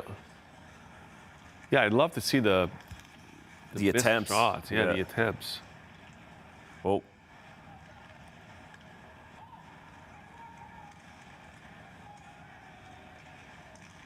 Oh, there it is again. That's the break. Let's go. Charlie. Oh, got him. Got him. I like it. Back. Oh! Get out of the way. Look out, ref.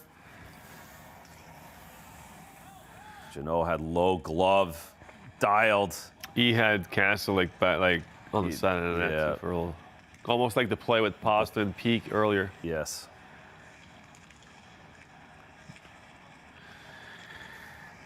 With no stick in the D zone, it's like, might as well not be there. Just get off the ice. Yeah.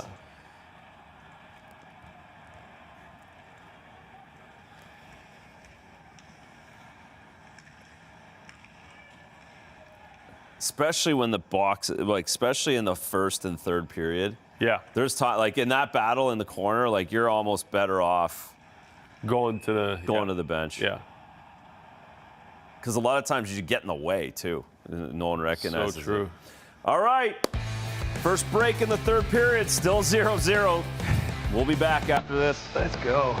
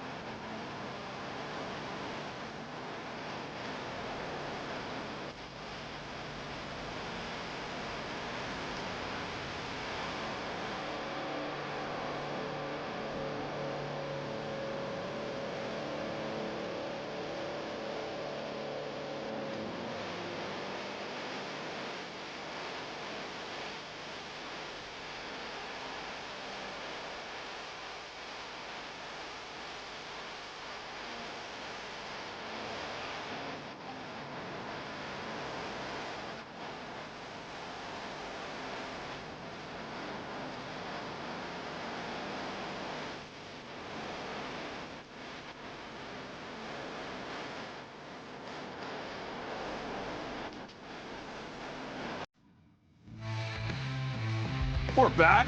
Patrice Bergeron, myself on the couch. 47 minutes and a half of hockey are in the books. 0-0. We don't get many 0-0 games in the National League anymore, but there have been a ton of posts. There have been a ton of opportunities. Not a lot of shots on goal, missed nets, but both teams have certainly over the last 10 minutes of NHL hockey time really dialed in as we get a look at the first post. Fraser Minton twice in this game. That was a great play. Well, we had him in the ISO cam in the first period. An opportunity in the second right there. Darcy Kemper, no idea where the puck is, ends up hitting the post. So he's been fortunate tonight. Fraser Minton's been unlucky, but as we know in this game, you keep plugging away, those things even out. Oh, yeah. It's always about the next play, next shift, right? Yeah. Grinding one out here. It's that type of game. Oh, it's that's a huge save. Be a lucky one, right? Like, yeah, it's going to be that. Yes, you can see it. That type of night. Oh, my God. Oh, boy. Maybe. It wasn't a horrible play, but It was a little risque, even going. No D's even 3 feet up the middle off the ice is still when you not have ideal. D's in the corner and you get it back on your stick, you probably don't want to stay away from the middle. Oh, he scores! Wow, let's go. I thought it went over the net. What a shot, Mason Lowry. Love it. There we go. That's a huge goal. That's big. Second line on the ice again. Middlestat, Arvidsson, and Zaka continue their goal differential. Huge win, huge shot. This is a big save by Swayman. Off a shin pad, too. Great reaction at the last second. Oh, wow. Good shot. What a shot. Kemper saw that the whole way, too. Surprised. Oh, Arvidsson's going to assist, too. I love it. A little bit of a freeze. Oh, yeah, you love it. Yeah, yes, star. Come on. Oh, that's great. Go. Just a massive goal to get that Another lead on these guys. 5-on-5 goal for that line, huh? Yeah. Plus, what do we get? Oh. Easy, Mikey. Easy.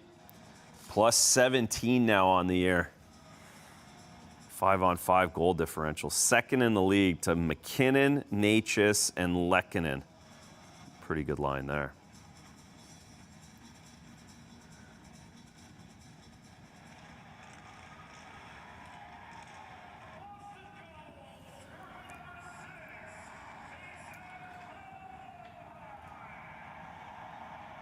Oh, yes.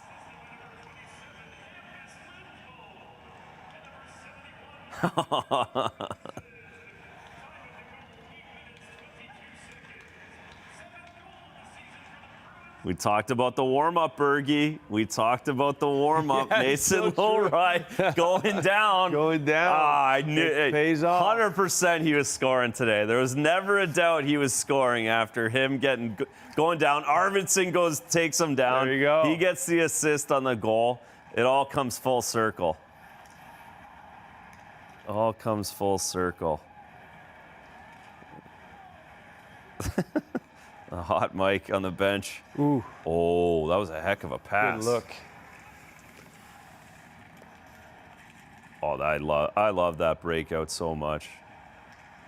Guys make that play. To the middle, yeah. Like, breaks down the it's play. so hard to do Yep. when a guy's coming down on you.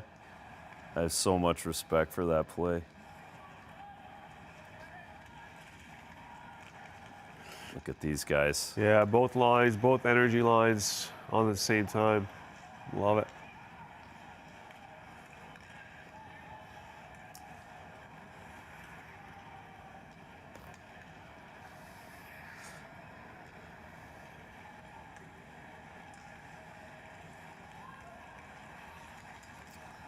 Ooh, good glove. Good glove as we get a break for the second to last time. Panarin, he can make something out of nothing. Yeah, he can. At times like that. We'll be back 1-0. Mason Lowry. Let's go.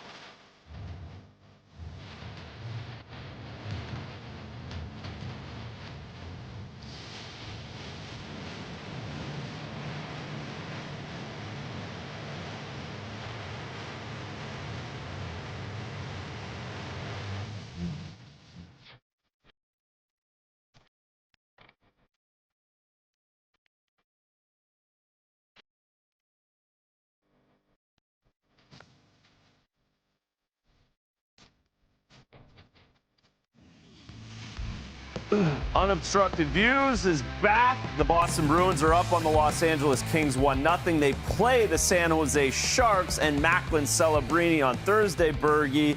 Tonight, Macklin is in Buffalo. They're losing 5-2, but he, number 71, becomes the third fastest teenager to 90 points in National Hockey League history behind Sid and Wayne Gretzky. Incredible, that right? is nuts. Is that good? Oh, my God, is that good? Oh, my God. Good for him. He's been very impressive at the Olympics. To me, he was, I guess I didn't really know much about him. Yes. To be honest with you. Because same thing as Anze Kopitar playing out west. Yeah. We're in bed way before 10:30. Yeah, exactly. And I mean, he was, to me, the surprise of the tournament, along with McDavid, and, he was obviously the heartbeat of Team Canada in that tournament, for sure. Well, and you had talked about, fitting into that room, right? And having the first time you walk into that room with Scott Niedermayer and Chris Pronger and to believe in yourself, right? And that was what Celebrini showed as much as anything, to get put on the line with Nate McKinnon and just belong. Very impressive for him to not show any nerves and go out there and play with the best player in the world and being on the first line for one of the best country in hockey in that sport, and to just show up and be so poised and playing his game and being confident and shooting when it's time to shoot, passing when it's not, you know what I mean? Like, it's not easy to do. Yeah. You play with the best player in the world, you're like, oh my God, I got to give him the puck. Mm-hmm. But no, he was playing the right way, and I said that many times. I feel like he was creating so much for his line by being hard on forecheck, turning pucks over, and staying on it like a dog on a bone. And that, I've been very impressed with his game. Yeah, it's only going to grow. That is for sure. Yeah. 19 years old, coming back. Incredible. Now he comes to and he's got the Sharks in a playoff position. It's it'll be fun to watch on Thursday night. Oh, for sure. I think a lot of people are excited to see. He's the face of the league. He's a must-watch guy now. It's like especially more so now, right? Yeah. McDavid exactly. comes now. Celebrini comes. Like, my kids like they watch Celebrini. I totally now. agree. That's who they're close to. So it'll be fun on Thursday night. The tournament, like the Olympics, did that to my kids too. Yes. They didn't really know much about it. Now they're like, oh, Celebrity is now? It's cool. It's great. As I said before, it's great for the game. That's right. That's why the players want to be there and be a part of that. But I still think that's why even the owners and the league should want to go there. Yes. And keep it going. Yes. The impact that it has is greater than people may think. Yep. And then we come back and we got playoff races all over the place. Everyone's dialed in. Everyone's watching. Everyone's into it. As this game's come to a complete crawl right now. Clock issues, slow it down. Bruins could use a few shifts, right? Oh, yeah. Make LA go 200 feet. Ooh. Couple whistles. Yeah, exactly. Face-offs here. Where are we at? 58% Bruins, 21-36. So. I like it. Yeah, we'll take that all night. As they lose another one straight back.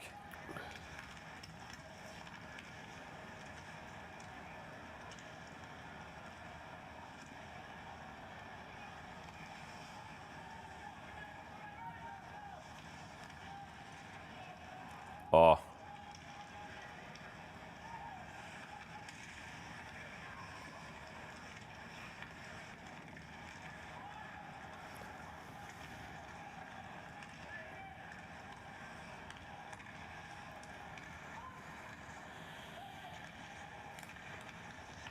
LA really likes to send it to the point, or from the point right away. Only with one. They had one guy wide open. If that guy gets it on net, Yep.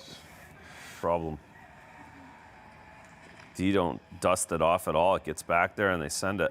Yeah, they don't like the They've been Brent doing that all Burns. night. Yeah, exactly. It must be something they want as a team. To just like, No, it seems like a rule, right? yeah, Because that one time when we talked about, the guy had so had much time. he had to the top of the circles. Yeah. Whoa. Whoa, look out. Keeks can't help himself. He's shooting from everywhere. Handle it. He saw a goalie. He's like, yeah. Keeping everybody on their toes. Look at that schedule. Holy smokes, that's a lot of hockey. That is a lot of hockey. Man, oh man. 3 and 4 on the road. That's it. Come back. Another back-to-back with some travel there. And then on the 29th is a back-to-back as well. The Sunday game is a back-to-back as well. So 3 back-to-backs here in the next 14 days for the Bruins. And last weekend was a back-to-back. Correct. They just went through one, yeah. Yeah, it's a lot of hockey. Sure is. Especially for the guys that went through the Olympics, like the Matt boys and Sway. And it's hard to find time to turn it off just for an afternoon even, right? yeah. Jeremy is more than happy to keep this game slowing down. He's been very good. 4 goals in his last 3 games since the break, like we said. Just 14 shots on goal thus far, but solid, really big save right before the goal on the tip. He's been all over it. Just really steady, Eddie. That save was impressive. Yeah.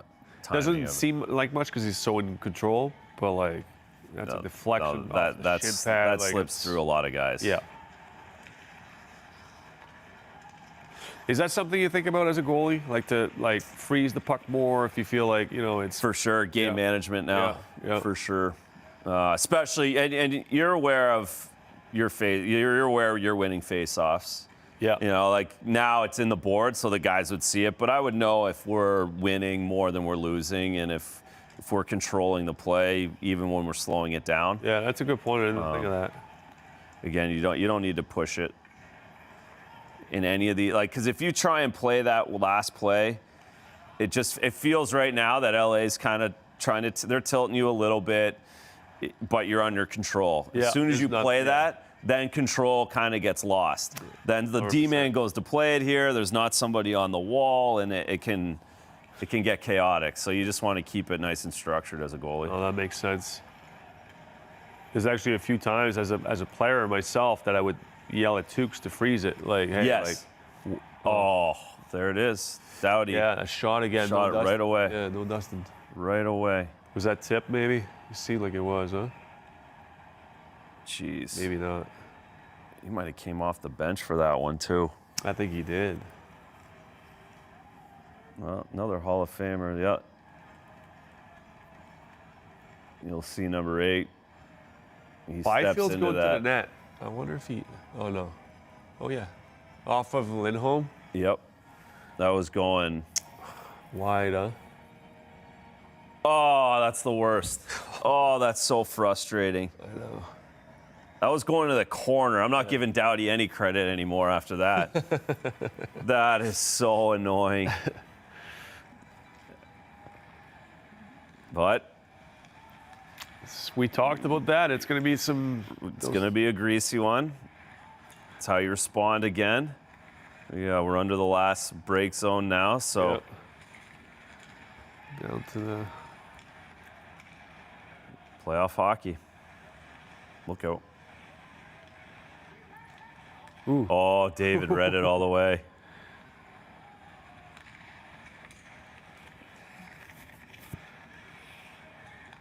There you go.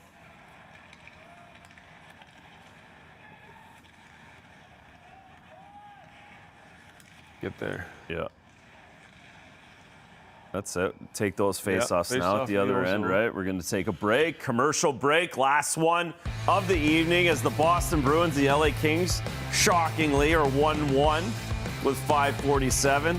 Not as good looking as those two guys, though. That is a thing of beauty.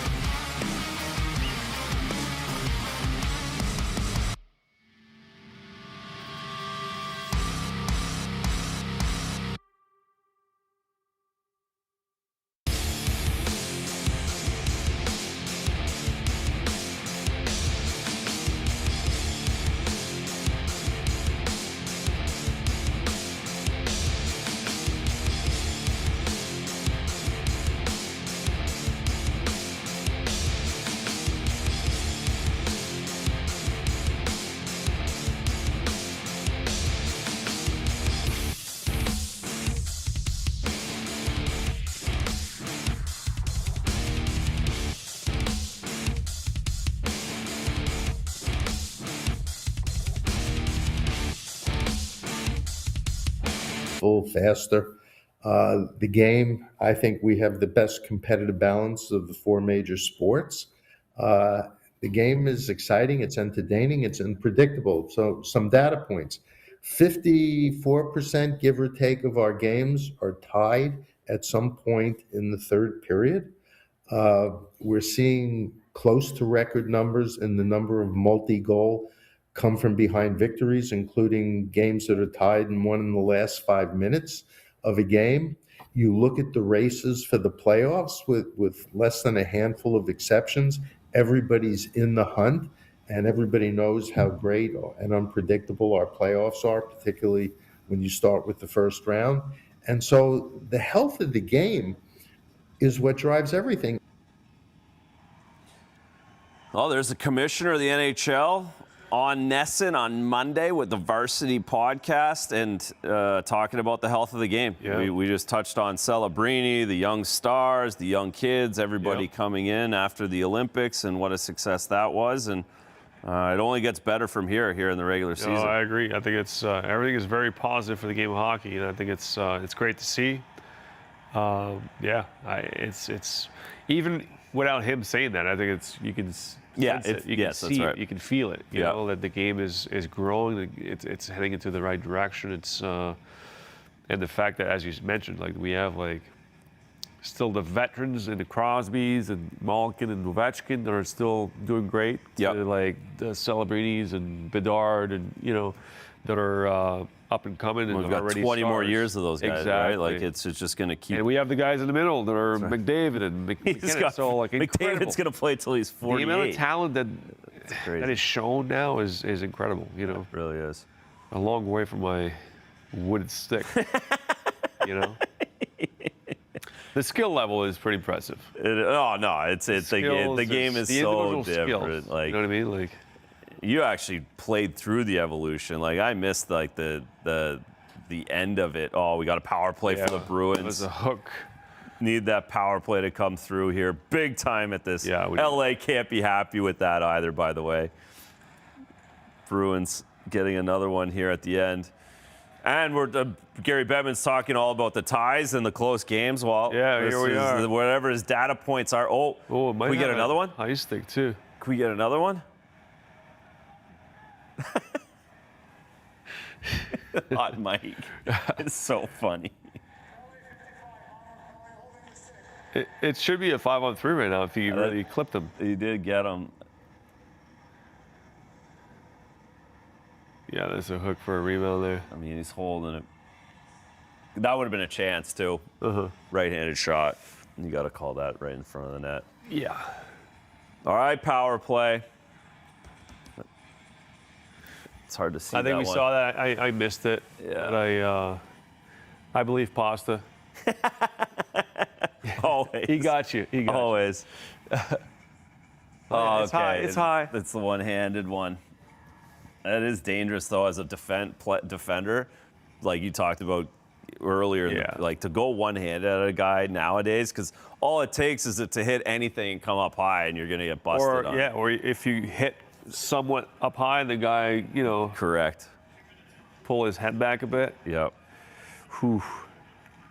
You start sweating a bit late in the game like that. Yes. We moved David back over to his office, switched it up. Ooh, I like they got that. him. No way. Play. Oh, McAvoy again. Pasta went back door first, brought the guy with him, then I like McAvoy that. kept going and followed. Great It's a play. cool play. That's a great It's a play. really cool play. We'll At get a first, I was great wondering view. why Geeky went high. He should have, I was thinking like just go up right away. Yes. I think that was just a set play. It was. Oh, it was such a good Oh, play. he was there. Oh, did it Even get? before. Did it hit David? No, it got to No, he Kemper. just got it, Good yeah. save. It's a cool play. Great play. Steve Spott at it again. Yep. Oh boy. Oh, you.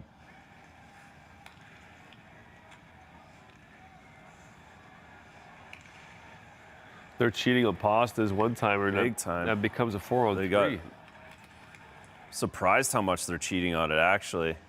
And that Because play, now you they break it use that, again here.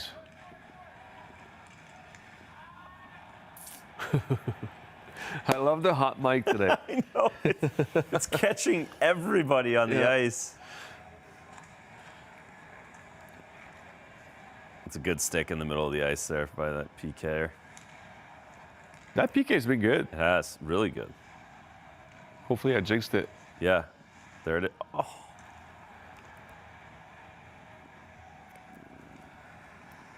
Number 1 unit staying out. A little longer than usual. Rightly so. No. Careful here. Yeah. Careful. Usually at the end of a PK power play, there's you try to extend, not much happens out of it. Rarely you're gonna make something The extra happen, you know what I play. mean? Like, might as well get the fresh guys on the ice. Oh.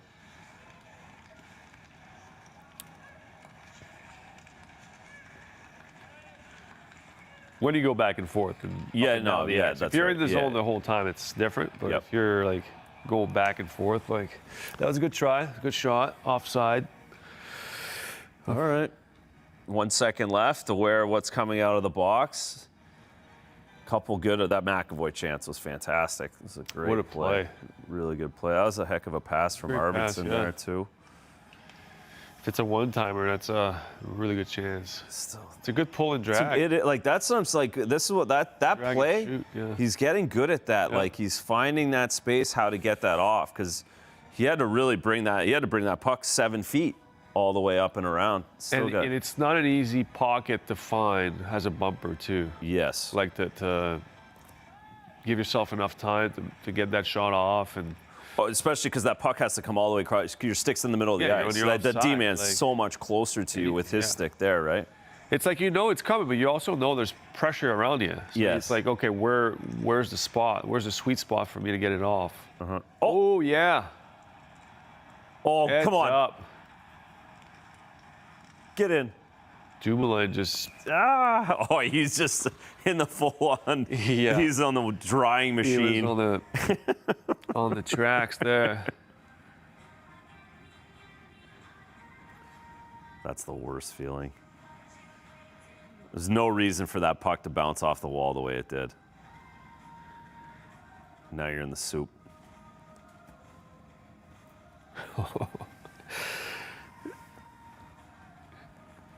Talking about going for the puck as a goalie. Yeah, like coming that. out of You your net. you have to You're go like, and stop that, and then you do everything right, and then it "Ah." pops out.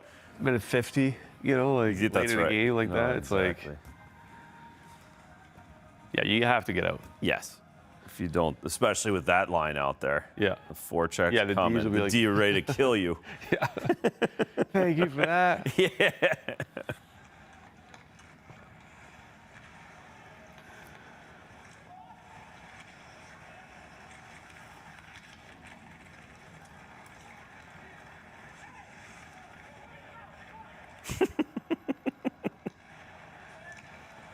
I gotta say though, the refs have been in the way a few times tonight. 100%. Like, a few Especially times I've on that noticed. play there. Like, Yeah.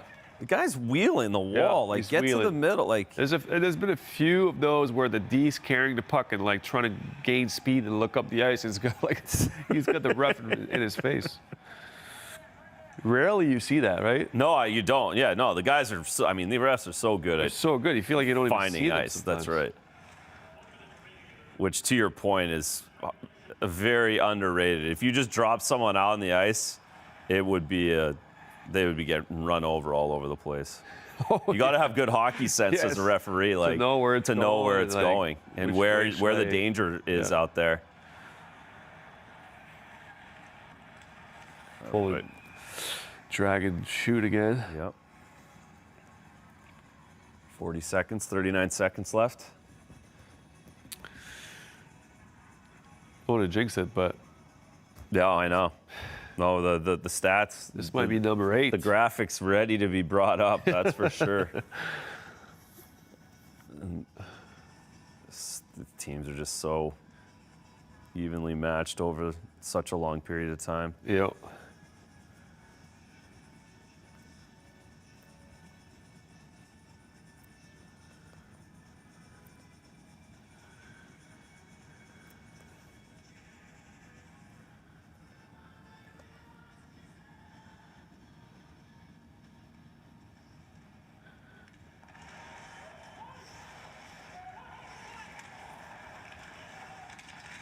Nice play.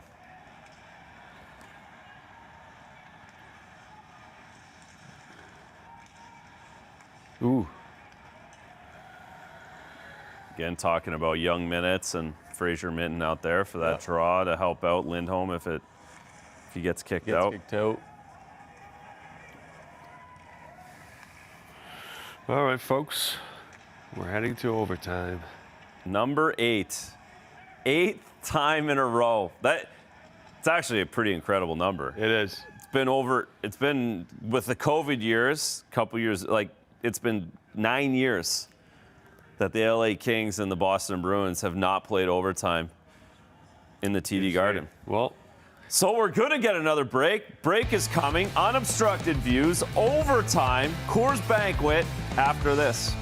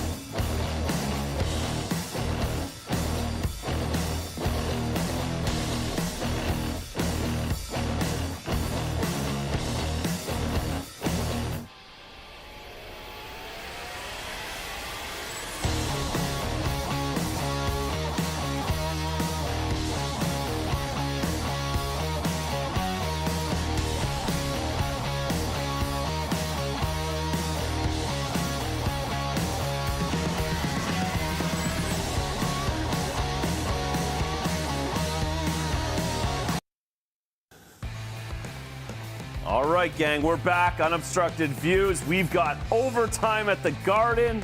Back-to-back games of overtime for the Boston Bruins and for the Los Angeles Kings. The Bruins going back to Sunday against Pittsburgh. Back-to-back days for the Kings. They won in overtime. Adrian Kempe against the Columbus Blue Jackets yesterday. We're going to take a look. You got the telestrator fired up, Bergie, or what? I have it. Yeah, oh, my God, that is a quick turnaround. Power play. Love it. The play that we talked about with Geeky here, I was thinking he was going to pass the puck right away, but instead he goes up. But it's for a set play, so now he's going to go up and wait for Pasta to come down back door and try to open up the lane there. So see it, McAvoy take a peek it down low to see what's going on. You see Pasta's going down. That forward stays with them. I think this is probably something they've noticed before. And then it opens up this lane. He realizes last second, tries to get a stick there. But what a great play. What a great save also. But just a well-executed play. Unfortunately for us, they didn't capitalize, but well done by that whole unit. It's a great telestrator at the last second too, Bergie. Well done. It's like you use the iPad on the bench all the time. Yeah, that was me. I was always with the iPad. Oh my God. Oh, did you see David go? He's gone. Breakaway right now. He's still gone. There it is. Yeah! David was hanging out on his own. Charlie McAvoy. Celebrating with the crowd. Celebrating with the crowd. Gets knocked in the face. He leaves the game. We got shirts off in the Garden. Oh, I love it. Let's go. What a Tuesday night special. Huge win for the Boston Bruins. Huge point. Well done. Great play. Pasta wanted that puck. Great play by Kastelik, Great play by Kastelik, yeah. Great play by Kastelik to hit him on the boards. Hopefully no offside there. Oh, man. Kemper's nowhere to be found. Nowhere to be found. Yoink. Oh, that's a huge win. Yeah. Dad. I scored, Dad. That's the Mark Kastelik. I love that play. Little love for Anze Kopitar. Love it. Tanner Jeannot, an old friend. It's pretty cool.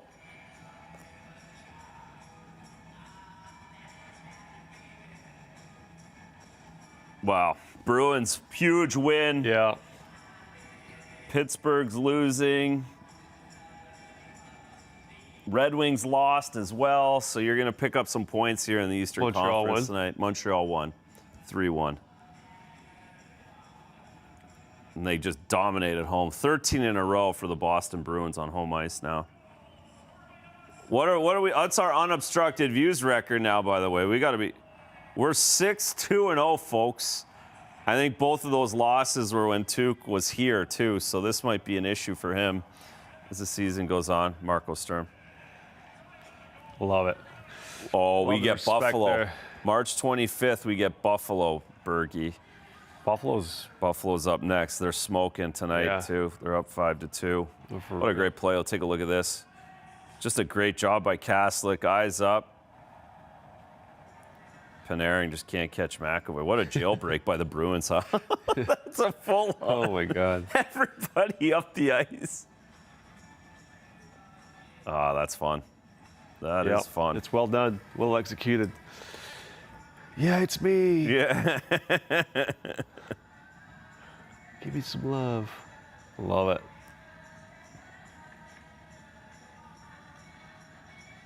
Is he ever? That guy's going to have a night. He's having a night for sure. Take a look at the save of the game. Jeremy Swayman, like we talked about, just one goal again, 5 goals in 4 games since the break. That was by far the best save of the night. Not because of just the save, but the timing of it as the Bruins went down 20 seconds later and scored a goal. Yep. Make it up 1-0 game. But Bergie, you're the star of the night. You get the star of the night, Victor Arvidsson. Even though David Pastrnak got an assist on the overtime goal, I'll still give it to you. Oh, no, you can have it. You can have Unobstructed it. views. We're pumped. 6-2-0. Bruins win. We'll be back in 2 weeks. Thanks for joining us.